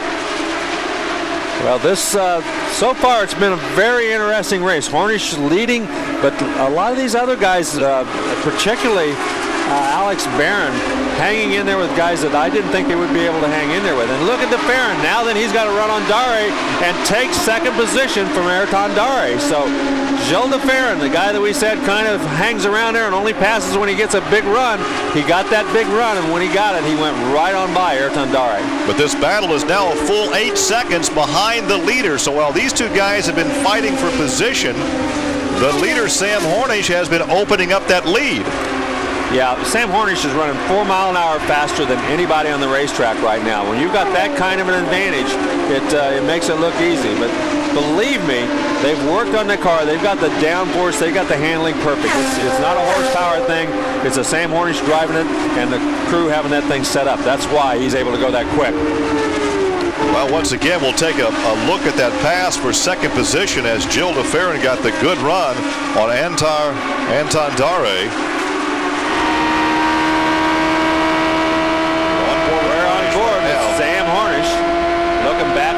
Back straightaway, and he's man, there's not much back there except some lap cars. That was the MyJack car that he just went around.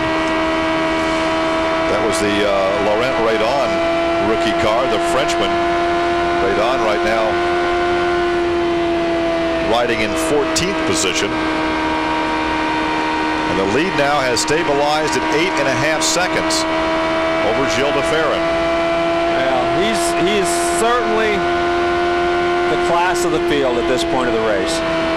They've still got a long way to go. They haven't reached the halfway mark. But a lot of questions last year when he was brought on board because their veteran driver had been Scott Goodyear. Scott left the team. I think it was a joint agreement that they split company.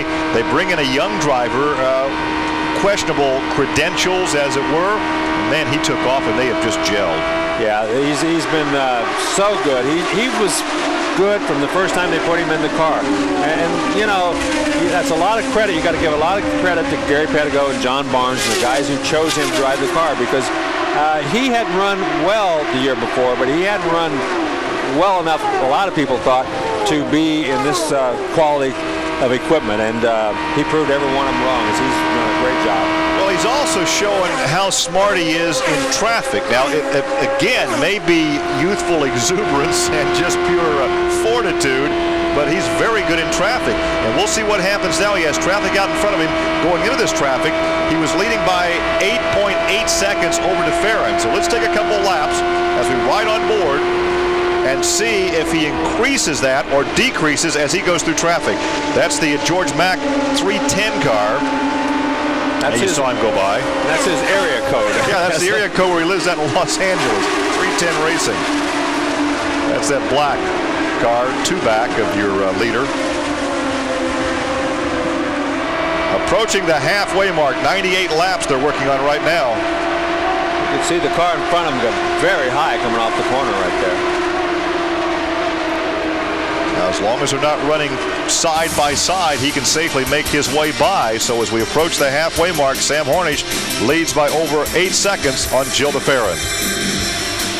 So there it is, the top 9 at the moment, top 6 I should say, of this race at the moment. We're on board with Sam Hornish, and Sam Hornish really cutting his way through the traffic here. Every which way, doesn't matter which way he approaches somebody, John, he's around them, isn't he? Just take a look at him. He's just got so much more speed than anybody else. He can go high, he can go low, you know, it just doesn't matter to him. You know, he's got supreme confidence in the car that's underneath him and making the best use of it.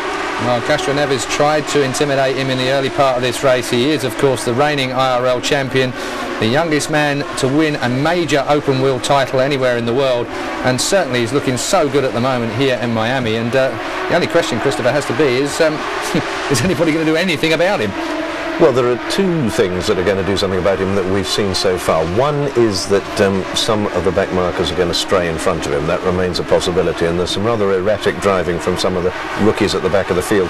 The other thing that long-time Miami residents and bores will tell you about the weather in South Florida is it gets very cloudy later in the afternoon and the humidity comes up, and we could see one or two surprises there, though the forecast is good.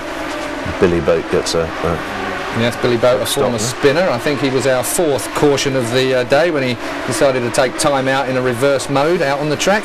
Now then, we're watching again Sam Hornish cutting his way through the traffic, and well, he's having a bit of a go back there by the look of it. Is that Jeff Ward? Well, he's a motocrosser. Jeff Ward is pretty determined not to let him get too far away. Thank you very much. Well, that was exactly that just underlines what you said, Christopher, about back markers. And Jeff Ward is a very, very tough and competitive man. 40 years old now, but I bet you he's fitter than anybody else out there, because these motocross guys really are. Just another thing that I remind everybody of that are tuning into this at the moment is that the flags around the track, you can see they're sticking right out, and the windsock. It's very, very windy. Let's cross back to the track then with our commentators. This is not a battle for position again. This is an effort on Jeff Ward's part in that red Miami Heat car. That's the Team Ganassi entry to get his lap back. They're racing on lap 103, and through all this, DeFerrin has closed the gap another second. Now the margin between first and second Larry Rice is only 6.5 seconds. And Jeff Ward is trying everything he's got in his power to get back on that lead lap. He knows that if the yellow comes out and he's a lap down, he's in big trouble. So he's got a lap car in front of him, which isn't going to help him, and he loses big time ground there because of the air. He got the front end went out on him right there, and he lost a lot of time because of that lap car in front of him. You can see the winds blowing the American flag across the back straightaway. So right now it's not going down the straightaway, it's going across the racetrack. Yeah, and it's pretty much been blowing that direction all day long, and because of that, it's really been playing havoc with him getting into 3 and going into turn 1. Well, that battle to get back on the lead lap has broken off, but if you were a team manager directing the operation strategy, would you tell your driver just to let him go and don't battle this hard? Well, you know, if you're Sam Hornish, I don't think you tell Sam Hornish to let it go. Pancho Carter is kind of the guy on the radios up there. He tells him what to do and what not to do. And of course, Pancho is a great competitor himself, and he's kind of, orchestrating what goes on. And obviously, he didn't tell him to let him go because he raced him pretty hard to stay in front of him. We've been watching Jill DeFerrin back there in second position. There's Dare in third, and now that gap is back to over 8 seconds between first and second. So as the leader was going through those lap cars, DeFerrin was able to chop off 2 seconds from the lead, but now it's back to over 8 seconds. Yes, and Dare, when they get in traffic, Dare gets up there, gets a little bit of a run on him, but he has not been able to do much in open racetrack. On an open racetrack, DeFerrin is just very quick. Well, Ward got around Buddy Lazier for a position on the racetrack, but now there are only 10 cars on the lead lap. Anthony Lazzaro, a rookie who will be racing in the sports car race later this afternoon, is now back in 10th position. He is the last driver on the lead lap, and he is running about 28 seconds behind the leader as you watch DeFerrin. And there is Roger Penske, the captain, made a commitment to run the entire Indy Racing League season after coming back and winning the Indianapolis 500 last year with his team driver, Castroneves, his 11th victory as a car owner at Indianapolis, which began with his first win back in 1972 with Mark Donohue. Well, when the captain's in charge, it's hard to bet against him. He's a guy who eats, breathes, sleeps racing. He knows it better than anybody, and he knows how to put together a winning team. That's the most important thing. He hates to lose at anything he does. So when he goes after anything, he goes after it 1,000%, and he's doing that here in the Indy Racing League. And younger race fans, Larry, do not remember that the captain was a very successful race driver early in his career. Now, probably not, but he quickly learned that owning and managing and hiring. And I think the real key to Roger Penske is he hires the right people. He is very, very good at knowing who to hire and what they can do. That was Jacques Lazier that they just went by there.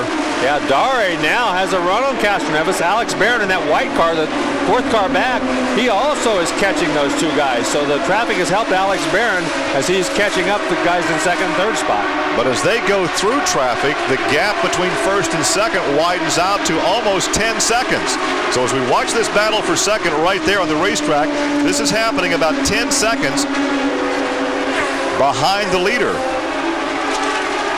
And right now, it appears that of those guys running up there in those positions, that Alex Barron might be the fastest of the three because he seems to be catching both Dare. Well, to give you an idea, the last lap, Sam Hornish turned in a 188.4 mile per hour circuit.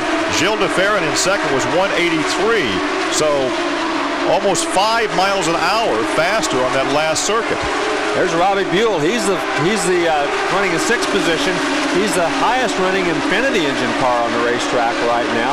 He's been very strong all day long, hanging around up there in the top few positions, but has not been able to get into the top three at any time during the event. Well, Buell right now some 17.8 seconds behind, running back there in sixth position, one of the co-owners of this racing team. And as you indicated, driving the Infinity power plant. There is second and third position, and Dare just won't give up. He stays right with him. So Sam Hornish right now has lengthened that lead out to over 12 seconds over Gilles de Ferran, Anton Dare, Alex Barron, Salazar, and Buell.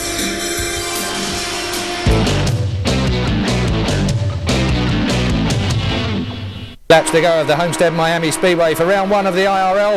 It is Sam Hornish that leads. We're on board with him now as he cuts his way through the traffic of the Miami track. Let's go back to trackside and our live commentators. Side to Buddy Lazier. We weren't having our best day, but you know, it's a long race, so you want to keep on working on the car. In the pit stops, we felt like we could have gotten it better and had a decent points day. After all the anticipation for a season opener, how much does it hurt when you have one that ain't like this? Well, it hurts a lot, but it's a long season. Because there's a lot more races this year, I think it doesn't hurt as much as it has in the past when you drop out. The optimism of race drivers, Paul.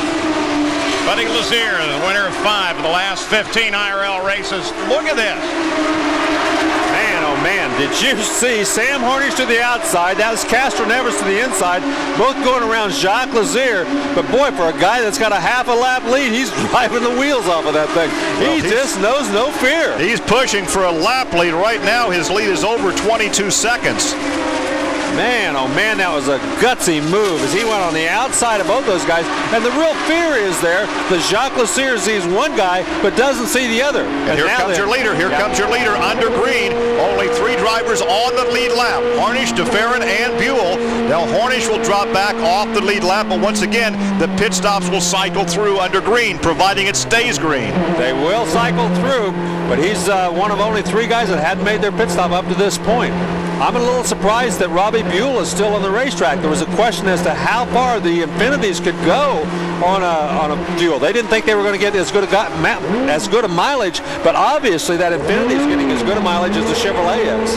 Now, as long as this stays green, Hornish is all right, but if he gets back out there and it drops to yellow, he's in trouble. Well, it's a chance you have to take. At some point, you've got to make a green flag pit stop. He got in and out very, very well. So that is his 3rd stop. This will be a 4-stop race because 123 laps are now complete. There is your leader, Gilles de Ferran, the Marlboro Team Penske color scheme on that race car with Chevrolet power. Chevrolet back in IndyCar racing for the first time in a number of years. And these Ilmore engines that the Farron has, they have mapped the fuel. They've got better fuel mileage than any of the other Chevrolets. They've done a very good job on the fuel mileage in these cars, along with their horsepower. So right now, he's been out there for 55. Before the stop, Hornish comes back on the racetrack in 4th position. Yes, behind Castroneves on the racetrack. Yes, and Castroneves still has to make a pit stop. So he, these guys, if everybody cycles through in a green flag pit stop, there's only going to be about 3 guys left on the lead lap. Well, right now, Hornish is only 11.2 seconds behind DeFerrin. So the Penske cars are running 1 and 2.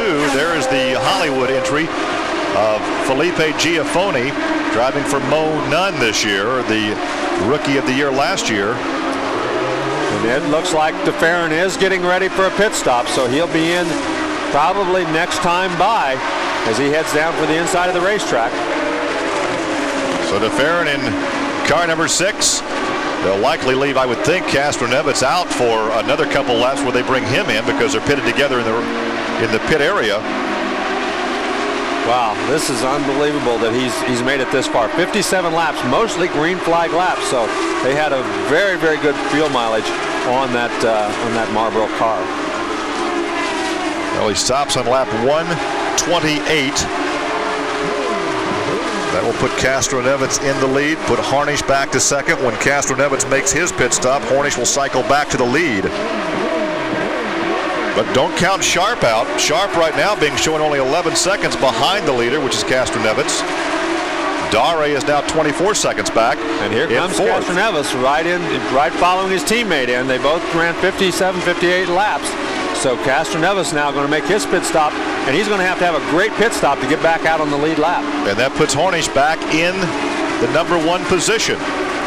So after the leaders have cycled through their pit stops, now we'll have Hornish leading over Castroneves, Sharp, and DeFerrin.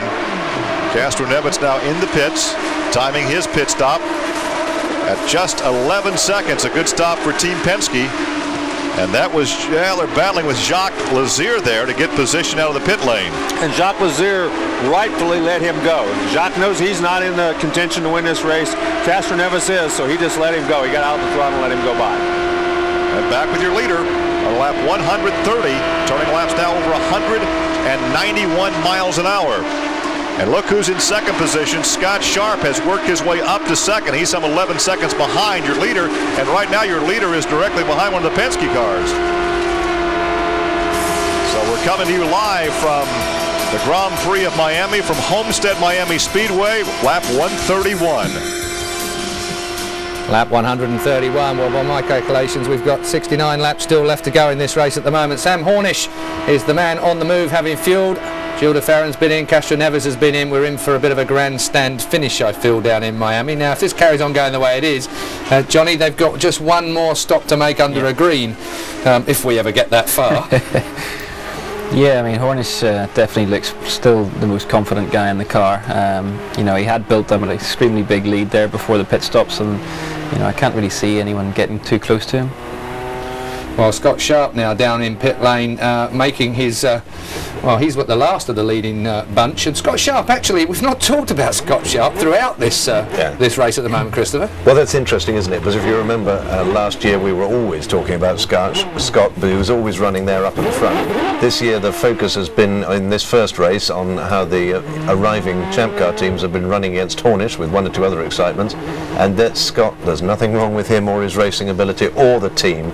It's extremely well put together, and there is 7 laps to go, and expect to see some fireworks here. And look at Hornish. He really doesn't mind, does he? Well, he takes no prisoners, does he? He's a very brave young man at the end of the day, but then again, confidence and ability tend to go hand in hand if you're very, very good, and he strikes me as he comes into that category. He's very, very good. He looks like he takes liberties, but I don't really think he is.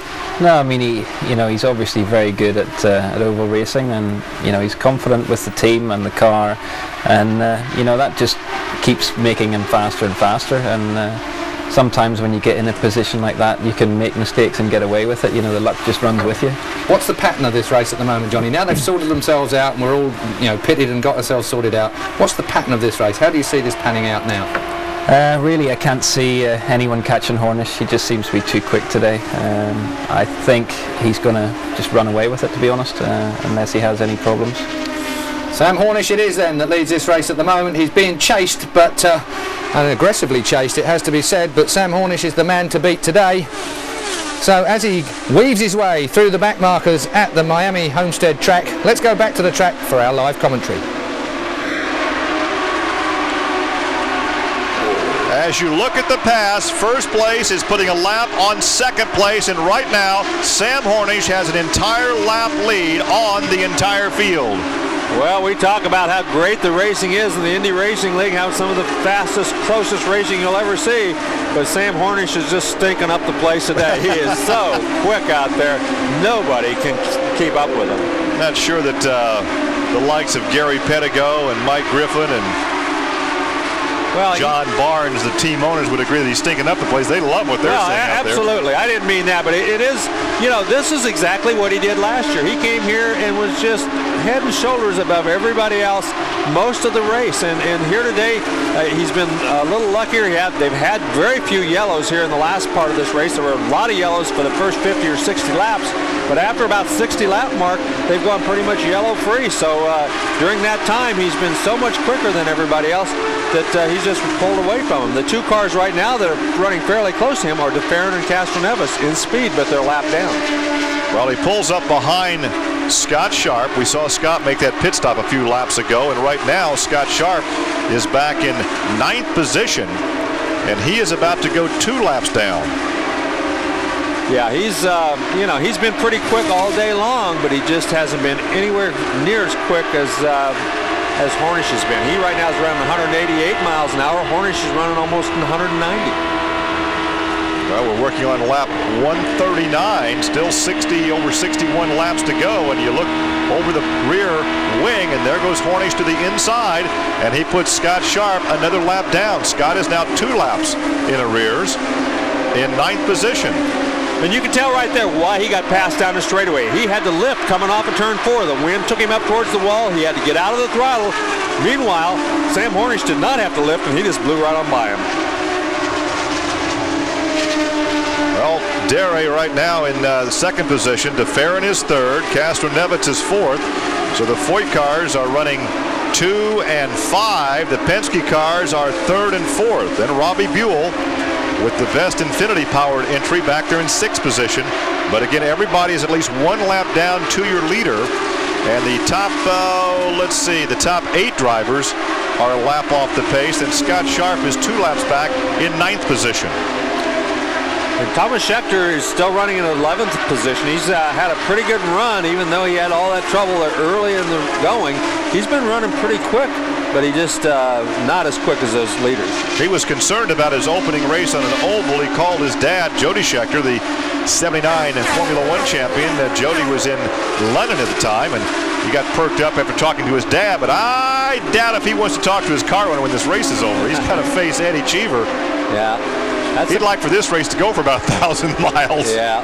That's a battle for 5th and 6th right there. Eliseo Salazar, Robbie Buell. Salazar running in 5th, Buell running in 6th. Buell coming up on him running. And there was Ward right there. You caught a glimpse of Ward. He also is on the same lap, and he's in that battle as well. He's running in 7th position. So those 3 cars all battling for 5th, 6th, and 7th position on the racetrack. Infinity power right there in that yellow and blue car of Robbie Buell. These guys, all 3 of these guys, real veterans of the Indy Racing League. All 3 of them have been around a while. They all 3 know what the cars are about. They know what the engines are about. They've got pretty solid teams, Ward's team being the newest of the 3. Of course, A.J. Foyt's team's been around a long time with Greg Baranowski as their team manager, and Robbie Buell and the Reinbold people all together for a while. So they've been together a while. Ward has the newest crew and group in that whole situation. And has not had a chance to test with that team either. That is so vital in motorsports now to get some test time in. Same problem that Al Unser had by signing just last week with Team Kelly. Did not have a chance to test. In fact, Greg Ray had been the test driver when he signed with Kelly back in, I guess, December. And he had that big crash in that practice session at the Indianapolis Motor Speedway when he was testing. And look at Dare. He's really on the move, too. He's running as quick as our leader is right now, and he's coming up looks like he's going to put a lap on 3 cars all at one time, one straightaway. Last lap, Hornish was 184.9, and Dare was 184.8. And here comes Giafone. He's got a big run on everybody. Way down to the inside. He gets back by Dare. Giafone back there in 10th position. He is 2 laps off the pace. So that's some of the heavier traffic we've seen today. Almost contact right there as they went 3 wide off the corner. That's Alex Barron down there on the inside as he was trying to get, he was the 3rd wide, and those guys, made things pretty close there for just a second. Well, that's Schechter in the 52 car. Yeah, and right behind him is DeFerrin. DeFerrin trying to get around him, trying to put another lap on him. But Schechter running pretty quick right now. Schechter is running,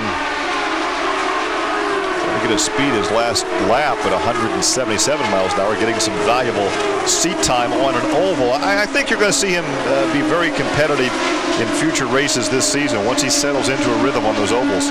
Right, I agree with you. He's been running pretty good. Now you see, again, Team Penske, Castroneves up there, running in a couple of lap cars, one of them being Tice Carlson, I believe.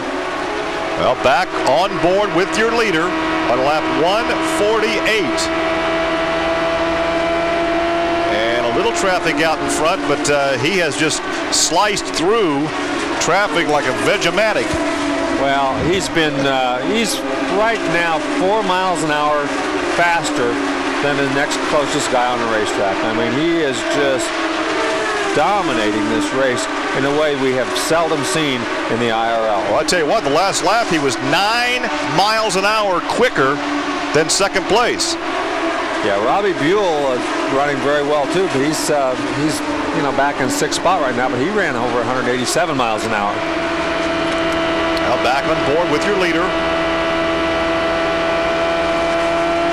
You can see he really has a nice, comfortable run around here.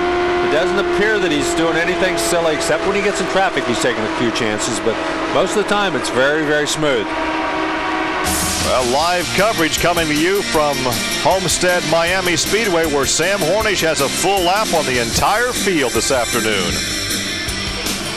Well, there you see it, Sam Hornish.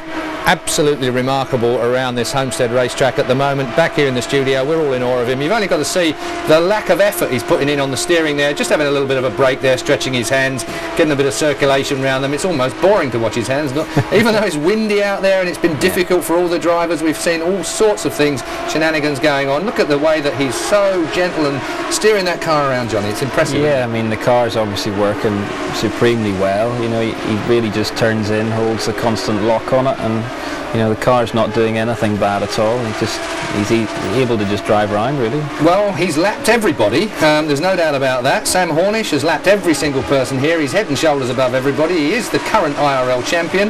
And of course, the Penske team, it was much vaunted that they would be the team to beat here in the hands of Castroneves and of course Gilles de Ferran.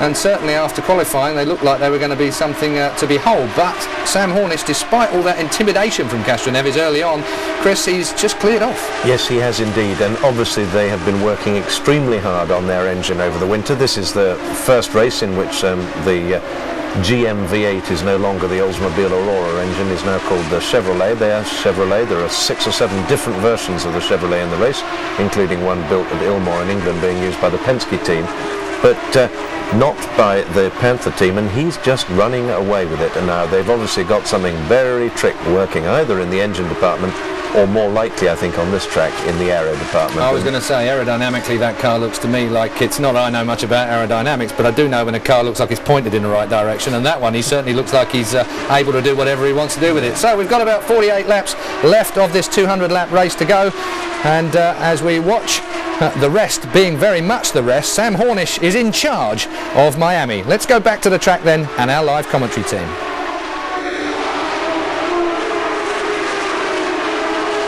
Watching that good battle for 10th position on the racetrack, and that is the red car there off to the left, and the blue car of Schechter. So it's Giafone and Schechter, and right behind them in that yellow and purple is Dare, who is actually second on the racetrack, more than a lap behind Sam Hornish. Yeah, and as you can see, he's not running a whole lot quicker than those guys right now. He's slowed up. He's running about 184, 185 mile an hour. In an open racetrack, he was running 187, 188, but when he gets in the dirty air, and believe me, when you get behind somebody, the air is not very clean. You don't get a lot of downforce on the wings. He doesn't seem to be able to run nearly as good as he can on an open racetrack. Well, this track also, in addition to the wind, we talked early on about the sand situation. It kind of kicks up that sand. It's almost like a sand blasting effect when you get behind somebody in the dirty air. Right now, Hornish continues to run 3, 4, 5 miles an hour faster than everybody else in the field. Last lap, 5 miles an hour over Dare, and he could end up winning this thing by 2 laps. And he just goes anywhere on the racetrack. He goes inside, he goes outside. That race car is so glued to the racetrack, so stuck, handling so well that he just, he keeps his foot down, and then wherever they don't go, he just goes there, and it doesn't seem to make any difference. Well, you talk about throwing out the benchmark for this early season after winning it last year. There's the MyJack car, Laurent Redon. So he goes by Redon to put him 7 laps back. Redon had a couple of good races last year. He had 2 races where one he finished 7th in his debut and finished 11th in the second IRL start. So he is still eligible for Rookie of the Year this season. And you can hear him. He lifts a little bit getting into the corner, and then he's back on the throttle. Very good throttle control and extremely, uses a lot of throttle. He's on the throttle a long way around this racetrack. Larry, as a race driver right now, he's in a situation where you don't want to lose your rhythm. You want to be cautious. You don't want to exert yourself any, but you don't want to lose that rhythm. I understand we're going to hear from Greg Ray, who lost his ride to Al Unser earlier this week. This deal was just done not very long ago. So very, very tough break for Greg Ray. He's long been one of the stars on this series. Well, he is not happy at all that he lost that ride after signing the contract. I tested there once already this year. I feel really good about that, but it's really difficult to watch here from the sideline. It's a great race out there. Sam Hornish is showing he's the man right now. Are you surprised that he has totally dominated the way he has? I am surprised. I mean, the equipment is very equal, but he's got a very good focus and he's very, very fast. It looks like he's going to have 2 laps on second place before the race is over, so he's doing a great job. Well, a yellow flag on the racetrack for another crash, and that is our 5th yellow of the afternoon. Man, oh man, another crash that happened down in turn number 4. Every crash this weekend has happened either right between 3 and 4 or coming off of turn 4. This is Billy Rowe. He's a guy who's kind of a journeyman who ran most of the races last year for Zally Racing. This is not a team that has a lot of funding, but they come, they struggle, they do the best they can, and they usually end up finishing the races and don't finish too badly. But right now, just trying to see if Billy Rowe is okay and climbs out of that race car. Well, he remains in the cockpit as the safety crew is there. And we have 161 laps now complete. We'll have one more round of pit stops, Larry. But the question now may be who's going to finish second. Yes, that's going to be the big question mark, because they will all come in on this pit. They will not have to pit again. And unless something miraculous happens, and you can see Billy Rowe moving around. They've taken off the next race. It looks like he's trying to get out under his own power. So that's always good news when you have somebody who's pounded the wall like that. Yeah, well, they have worked so hard the past 2 or 3 years on the safety compartment of the race car and the cockpit, and have made these cars so safe. Well, they certainly have. The IRL and that whole crew, Brian Barnhart and his whole crew, have really got to be commended. Phil Casey, that whole bunch of guys really have done a terrific job. Everything that they do, almost every rule change that they make in the Indy Racing League is for safety. It doesn't have anything to do with speed. It all has to do with safety. This year you have to have 3 attenuators on each wheel instead of 2, trying to keep the wheels on. We have not seen a wheel come off of a car here today, so that's a good sign. It's a good sign that they've done things in the right way. They changed another rule this year where they put the weight jacker. It's electronic now. It's on the steering wheel. They thought that the guys were always having to reach down, turn the weight jacker. That was a safety hazard, taking one hand off the wheel. So they made it possible for them to do the weight jackers electronically off the steering wheel. So almost every rule that they make has safety in mind. Well, this yellow comes as a break to Ayrton Dare because he was close to going 2 laps down. So they'll come around. Oh, here comes your leader. Final pit stop at lap 163 for your leader, and all the leaders are coming in now. And you can bet that he's going to make sure that he doesn't kill the engine. This is the pit stop last year that he came in, the last pit stop, where he killed the engine and went back out in about 4th spot. Of course, with a whole lap lead, that's not going to be the case here today. But under yellow, that's right. Right. But he's a veteran now. He doesn't make, that was only his second race for this team last year when he made that mistake, and he doesn't make very many mistakes in those race cars. You saw Kevin Blanche there giving him the signal to go out. Almost some contact right there as Salazar comes out of the pits.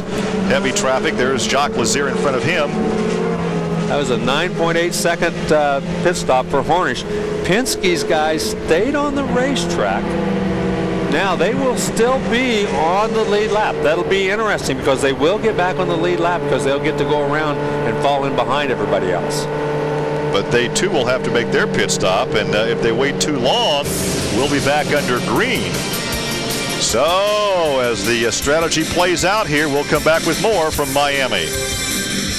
And certainly we can't wait as far as being here in the Sky Sports studio is concerned. If the Penske team have stayed out, Captain Roger obviously has a plan up his sleeve, and I think we better get across to you guys to find out exactly what that might be. Johnny? Well, I think he's just hoping for a yellow flag in the last 30-odd laps. You know, he's already a lap down, so really he can't do much if he stays with the Panther team's strategy, so he has to do something different, and could just pay off for him. Bit of a gambler there, Christopher, but he's got no choice really, has he? This is where somebody like the Penske team has got so much experience to draw on. You know, just years and years and years of knowing the way these things turn out, which way they turn out on the percentages, and that's what they're looking for. They're looking for another yellow. They're quite embarrassed, I guess, Keith, to be nearly 2 laps down to the young Hornish. Well, welcome to IRL. They came here with a great name, obviously. Roger Penske and his team have done a great job in qualifying, but they found themselves with Sam Hornish and Team Panther to contend with. As we watch Billy Rowe, the reason for the 6th caution of the day here at Miami, his car unceremoniously taken down pit lane. There is Roger, the Captain Penske. And really, there's a hell of a lot of instruction, I'm sure, judging by the lip movements. Can't read his lips, can you, Christopher? No, but we can imagine what he's saying. I think the other thing we must say is just a quick well done to the intervention crews here at Homestead. I don't know if you've noticed. They've been overworked. They've been busy boys, haven't they? But they're not wasting time. They're getting the trucks instantly to the accident, to the stock car, and that's not just because everyone's worried, of course, about the driver's health, but also because they want to get the races on and move the show along as quickly as they can. Time spent under yellow, wasted time. Indeed. 36 laps, I make it, that we have left in this race of the 200 laps, 300 miles, of course, around here at the Homestead racetrack. Sam Hornish is still the man to beat, and he could actually win this race by 2 laps if he was lucky. Well, there he is. He's the man up behind the pace car. Let's go back to the track and our race commentators.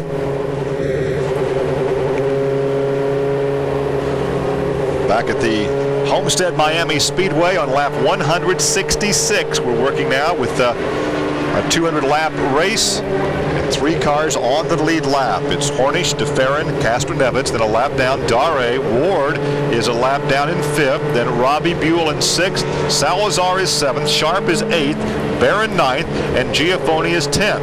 Schechter is now 11th. Lazaro is 12th, DeFries, a rookie, is 13th, Carlson is 14th, and Mack is now 15th, another rookie in 15th position. Well, it's going to be very interesting to see how things go. Well, as we indicated, this is the first race of 15 on the season. We'll see some new racetracks this year. Our next stop will be at Phoenix out in the desert. Yes, and then California and Nazareth, 2 new stops on this schedule. Indianapolis is on the 26th, Texas, Pikes Peak, and then Richmond. Then on to Kansas, Nashville, Michigan International, the 3rd new track on the thing, and then they'll wrap it up in Texas. So we've talked about the captain. Back on the lead lap, and we'll just see what happens at the end, how long we can go on fuel. Are you confident, or how much more time do you have before you have to pit? He's talking to his driver. He doesn't want to answer that one. He may or may not have been talking to Jill. He didn't want to answer. I heard one of the crew guys. Well, obviously, he doesn't want to talk to the media when he has to talk to his driver out there. Yeah. Well, you see now, again, this is a rule in the IRL where the cars that are in front of the leader get to pass the pace car and go around to the end of the field. And that's what is happening right now. There's DeFerrin and Castroneves. They're going to fall in near the end of this field, but they are on the lead lap. What they're going to hope is that there's another yellow right away, and they get to come in, make a pit stop on the yellow, and then come back out on the lead lap, and hopefully to make some kind of change to give Sam Hornish some kind of a run for the victory. Well, it all depends right now on yellows. This is the 5th yellow of the day on lap 168 of a 200-lap scheduled event. So we're going to go a little long today for our race broadcast. For the Latin American and Caribbean viewers, we'll be breaking away momentarily for Spanish football as the green flag flies again. There's Dare back there. He got a great start again. Got around 2 or 3 guys. And now we're looking at the Penske cars back near the back of the field trying to get through. And Ray Dong got very high back there and way out of the throttle.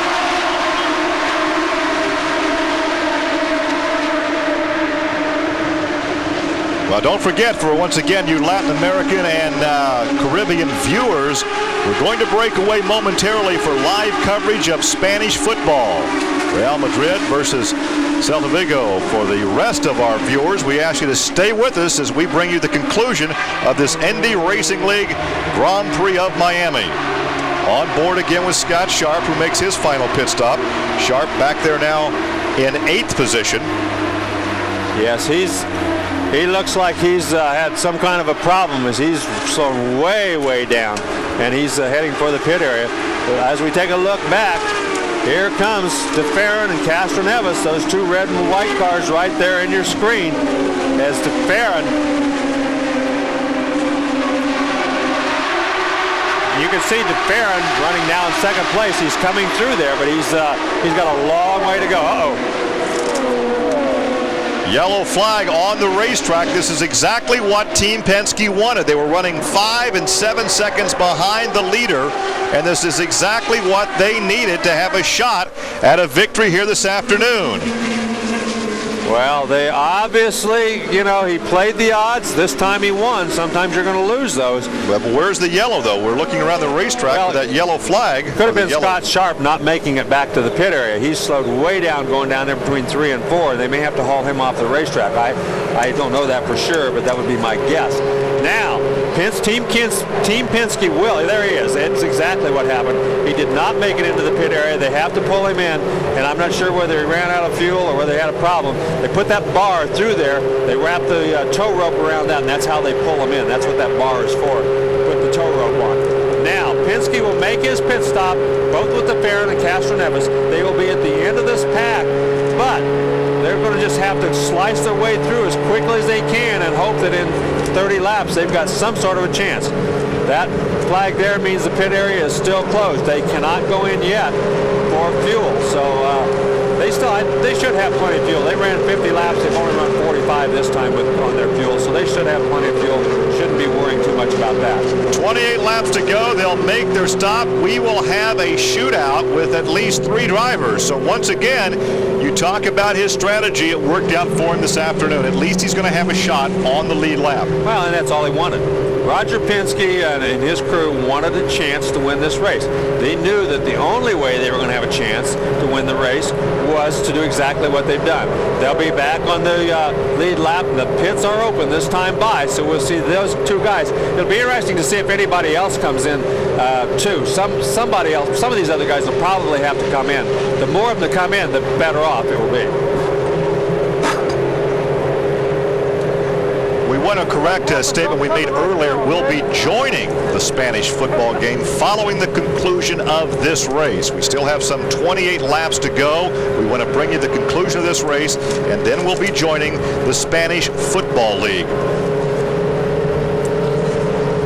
Yeah, and you can see right now that both Penske cars heading down for the pit. They don't really have to have terrific pit stops here because they're going to be at the end of the line anyway. They're not going to make or break to have a super quick pit stop. They want to make sure they get a good set of tires on, though, and they get enough fuel. Marlboro Team Penske got their drivers back on the lead lap, but you just indicated they're going to be at the back of the pack with a lot of traffic, and the leader is going to have clear sailing out in front of him. These guys are going to have to work that traffic as well as they've ever worked traffic to have a shot to get to the leader. Well, it's almost an impossible task. I mean, unless they get some sort of a break, they're still not going to win this race. But the thing they're counting on is at least now they have a chance to win this race. If Sam Hornish makes a little bit of a hiccup or he has some sort of a problem, at least they have an opportunity. You can see right there that that's the kind of mistake those guys did not want to make. Right there, you can see the nut rolling away from the right front wheel. He had to reach down and get another one off his belt and put it back on, but he did lose that nut. But he had that spare one there on the belt, so they have about everything covered. Every situation as you look at number 6, Gil DeFerrin, who ran second to his teammate Castro Neves at the Indianapolis 500 last May. They're back on the racetrack at the back of this pack of cars. And you can bet right now, Roger Penske and his guys are lobbying up and down the... They're laughing a little bit about the little mistake they made there. If they'd been a green flag pit stop, though, they wouldn't be laughing, I'll guarantee you. Well, there's Scott Sharp back in the pits to the attention of Team Kelly. And the cowling is off the car. They're not taking any speedy measures there in the pit area. As we're about to go green, there's the Hollywood car of Giaffoni directly behind your leader. These are all cars a lap back. Giaffoni, in fact, 2 laps behind your leader. With now 25 laps to go. 25 laps to go, and look at all the cars between your leader and back to the Penske. Yeah, they've got a huge deficit to overcome, but at least they are on the lead lap. And like I said, what they're hoping for is that Hornish has some sort of a problem. You know, maybe it's with traffic, maybe it's something else, but if he does not have a problem, if he doesn't have a hiccup somewhere along the line, Sam Hornish is going to win this race. We'll let them come up to speed the next lap. We can give you the difference in speed between your leader and between DeFerrin and Castro Neves. DeFerrin now 3.7 seconds back. Castro Neves now 4.9 seconds back.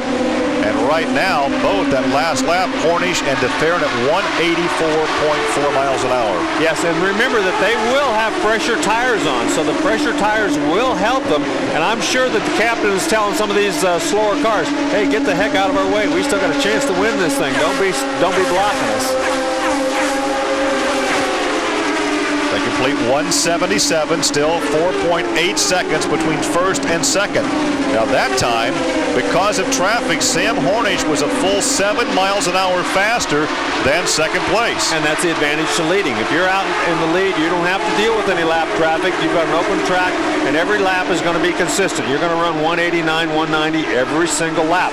These guys are going to run 189, and then they're going to run 183 or 182 when they get in lap traffic. So it's a huge advantage to be in the lead this late in the race.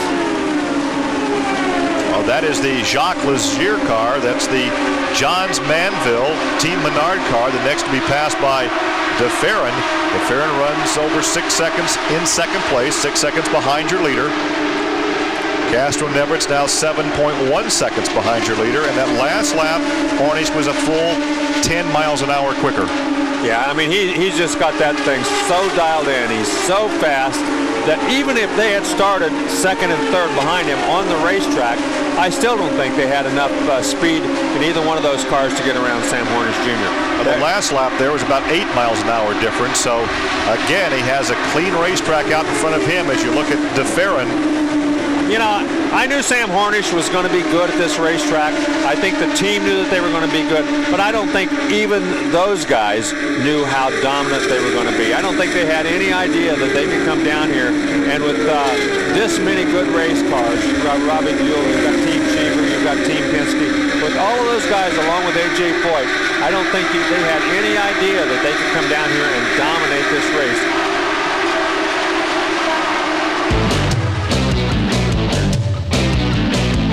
Welcome back. Well, you might have noticed we're overrunning very slightly with the IRL round for Miami. If you're a rugby fan, sit back and enjoy a bit of good motorsport. We'll be with the rugby pictures in just a moment or two. Meanwhile, back live at Miami Homestead Track, 15 odd laps to go. Sam Hornish has extended his lead over Gilles de Ferran. We're in for a grandstand finish. Rick Gallus did not have funding for this year and said you're free to find a ride elsewhere, and didn't find one until just last week. Yeah, and he's even when he's been on the racetrack and running, he hasn't been as quick. Last year, he had a very good chance to win this race near the end of the race, and they had a pit stop that got messed up, and he fell back. Thomas Scheckter on the racetrack right now, back in 9th position. He is 2 laps off the pace. And we're coming up on the final 10 laps of this event. Days ago, got right back in the car, went out, never missed a beat.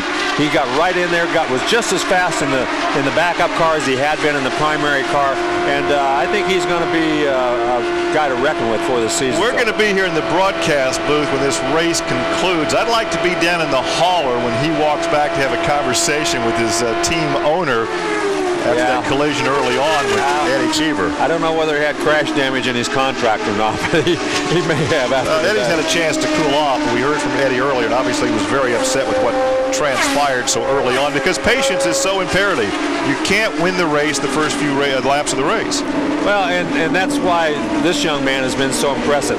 He looks like he's impatient when he makes some of those moves, but I've never seen him make one of those moves that really cost him anything, and never really has put him out of the race or caused him any big problems. So this could prompt a yellow. And right now, de Ferran is some 15 seconds off the pace. In second position, Castro Nevis now 22. And that's the 37 car of De Vries, the rookie for Todd Brayton Racing.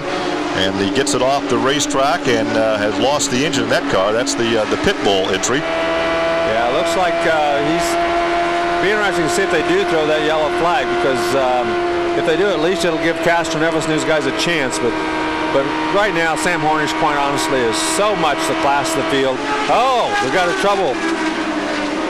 It looks like Robbie Buell. It is Robbie Buell. At Infinity. And this will bring out a yellow. So that was the top running Infinity, and he quickly gets it off the racetrack. Wisely gets it on that pit apron. And does the green remain out on lap 194? Now the yellow flag is out. It appears everybody's slowing down, and well, he got off the racetrack as quickly as he possibly could. Well, you know, still with the oil on this racetrack, this is a very slick racetrack anyway, and when you see that blue smoke, it's always oil. You don't want to take a chance having somebody run through an oil and crash just because you didn't go out there and take a look. So as soon as they saw the blue smoke, they knew it was oil on the racetrack, they decided to throw the yellow, go out there and check the racetrack out. Sixth yellow of the afternoon. 194 laps now complete. And this will be a dash to the finish, because there's not going to be, by the time they get this going, there's only going to be maybe 4 laps to go. So it'll be a very, very quick dash, and de Ferran and Castro Nevis are going to have to pull something out of the hat. Well, when the yellow came out, Larry, 22 seconds separated first and second. So he was getting very near to putting them another lap down. And there are the spotters up on the roof. These are the guys that telling their guys what to do. That's Pancho Carter down there in the yellow shirt near the end, and he's telling Hornish, if you ever had a good start, now's the time to do it, boy, because these guys, he's going to get a little help from somebody down there. Well, it's going to be a very brief yellow. We should go green in 1 lap. 196 laps now complete, so we'll have about a 3-lap shootout. But with de Ferran under yellow, they've closed down from 22 seconds to about 7 seconds. But all those cars, look at all those cars between first and second. Virtually no chance for de Ferran to get up there and pass Sam Hornish. It would take a mechanical problem by that yellow number 4. And that's what Pancho Carter's telling Sam Hornish right now. Make a good start, make a clean start, don't miss a shift, don't over-rev the engine, do all the smart things that you've done this whole race. We can't afford a mistake this close to the end. Be smart, do a good job, and that's the kind of thing you've got to tell a young guy right there. Don't get over-anxious when you're only a few laps from the checkered flag. Well, he's a seasoned veteran now. Good restart. 3 laps to go. 1, 2, 3, 4, 5, 6, 7, 8. About 9 cars separating first, and there is second. Marlboro, Penske. Dari got very high down there. He got way wide. And he's up against the wall. Another yellow. Yeah, he sure is. He got very wide as he entered that corner, and it looks like this race might end under the yellow flag. So we got the marbles, and that's sucked into the wall. Doesn't look like there's a lot of damage to that right side. He's running in 6th position. You can see that right front tire, though, is askew. So that's a tough break, but it's, you know, it's a good break for Sam Hornish. She's going to bring this thing home a winner, and it looks like it's going to be a winner under the yellow flag. Yeah, the 7th yellow of the afternoon, and that should conclude the race under the yellow with DeFerrin taking second, Castro Nevitt's third. Ward worked his way back to 4th position. Oh, look, here's a replay. He just blew in there real wide on the outside, and once you get up there, you're just along for the ride. Those marbles up there, we call them, they're the little bits of rubber and the sand from the tires and the sand off the outside of the racetrack, and there's just no way to turn that car. See all those little black marbles down there? You just can't turn the race car when you get that high on the racetrack. Well, a good ride for Dare ends against the outside wall on lap 198. And I wouldn't want to be listening to A.J. Foyt on that radio right now either. After he had such a good run, running in 6th position, and then to make that kind of a mistake this late in the race, I'm sure A.J. wouldn't be happy with. Well, as you take a look at how high he is entering that corner. Well, that's not the groove. And he was trying to gain positions. He was trying to get around Salazar. He was trying to gain a couple positions here in the last couple laps, and he got in a little high. The front end pushed, and then once he got up about 3 car widths wide, absolutely no way to turn that car. And it's just a tough break because he ran so good all day long, and to have something like that happen with only 3 or 4 laps to go. Well, out in front is the pace car, the Chevrolet Corvette, Johnny Rutherford on board. And you ride along with the man who is leading the race and will very shortly pick up the checkered flag to defend his title from this race a year ago, where it was the 2nd race on the schedule. This year it's the season opener, the one of 15. We'll have all of them for you at 3 new tracks. We'll have 3 night races, and there is the white flag. 1 lap to go. This race will end under yellow, and the yellow car, the Pennzoil car. Keep in mind, think about this, Larry. Who's driving the pace car? Johnny Rutherford? Yep, he used to run that car. Pennzoil. And what number did he win with in 1980 in the Pennzoil car? Number 4. Well, DeFerrin and Castro Nevis, they're the other 2 guys that will finish on the lead lap. Jeff Ward will finish in 4th. Salazar come home in 5th, and Thomas Schechter coming home in 6th position after getting 2 laps down early in the race. Hung in there, ran a nice race to come in 6th position. Giafoni in 7th, Alex Barron in 8th, Lazaro in 9th, and Dare probably is going to end up in 10th position, even though he's not running. Yeah, he would finish 3 laps off the pace because Tice Carlson was running at the end, but he was 5 laps off the pace in 11th. 12th, Robbie Buell. We saw him smoke the engine late. He was 5 laps off the pace. George Mack in his initial race in 13th position, 7 laps back. Robbie McGee was 14th, 8 laps back. Laurent Redon was 15th, 8 laps back. Billy Boat was 16th, 10 laps back. Then John DeFries in 17th, 11 back. And there is the checkered flag, the yellow and the checkered. And the first one of the year going to the 22-year-old youngster, the defending series champion. He won this race 1 year ago. He was chased to the finish line last year by another youngster of the Indy Racing League, Sarah Fisher. Sarah's a spectator for this race. Hope to see her back in the cockpit, if not at Phoenix, at Fontana, or at least by Indianapolis. But today, the dominant driver on the racetrack, as another driver pulls up to offer his congratulations, the dominant driver was Sam Hornish. Dominant driver, the dominant team, and a well-deserved victory. So once again, Jill DeFerrin and Castro Nevitt. This has been a presentation of ESPN in association with the Indianapolis Motor Speedway. For more information, log on to ESPN.com. For Larry Long. That is, of course, if you want to. Otherwise, stay with Sky Sports, because we got the coverage carrying on as far as we're concerned with this. Well, a bit of unceremonious way to finish the race there, Christopher. Bit of bad luck as far as that's concerned. 9 yellows and Ayrton Dare blowing it in the last few laps. That's a shame, isn't it? And we had 1 or 2 engines letting go towards the end there as well, including the unfortunate Robbie Buell. But I think it is important for American racing that they should make the decision, as Champ Car have made, the rival series has made for this year, races will not finish under a yellow. The IRL's got so much going for it now. We've had a good race, we've seen a terrific performance as Sam in coming into victory lane, and we should just go for that same thing, race to the end. Back-to-back victories for Sam Hornish. He's looking like a real champ, isn't he, Johnny? Yeah, he had a point to prove today, I think, and he certainly proved it. If I was a betting man, my top 3 prediction came true. I would have been quids in. Yes, really. I got DeFerrin and Hornish actually in there somewhere, but yeah, I think you had one of those safe bets. Yeah, mine was a bit of a... Yeah. Thomas Scheckter, great recovery from him, but I wouldn't want to be him when he gets back in to see Eddie Cheever. He might have cooled down a bit by now, but 6th place for Thomas Scheckter, considering how far down he was at one time. He chiselled away at it in the end, got himself a bit more relaxed after taking his team boss out right at the beginning of the race. P45, what did you call him? Hero to Zero, John? Yeah. Hero to Zero.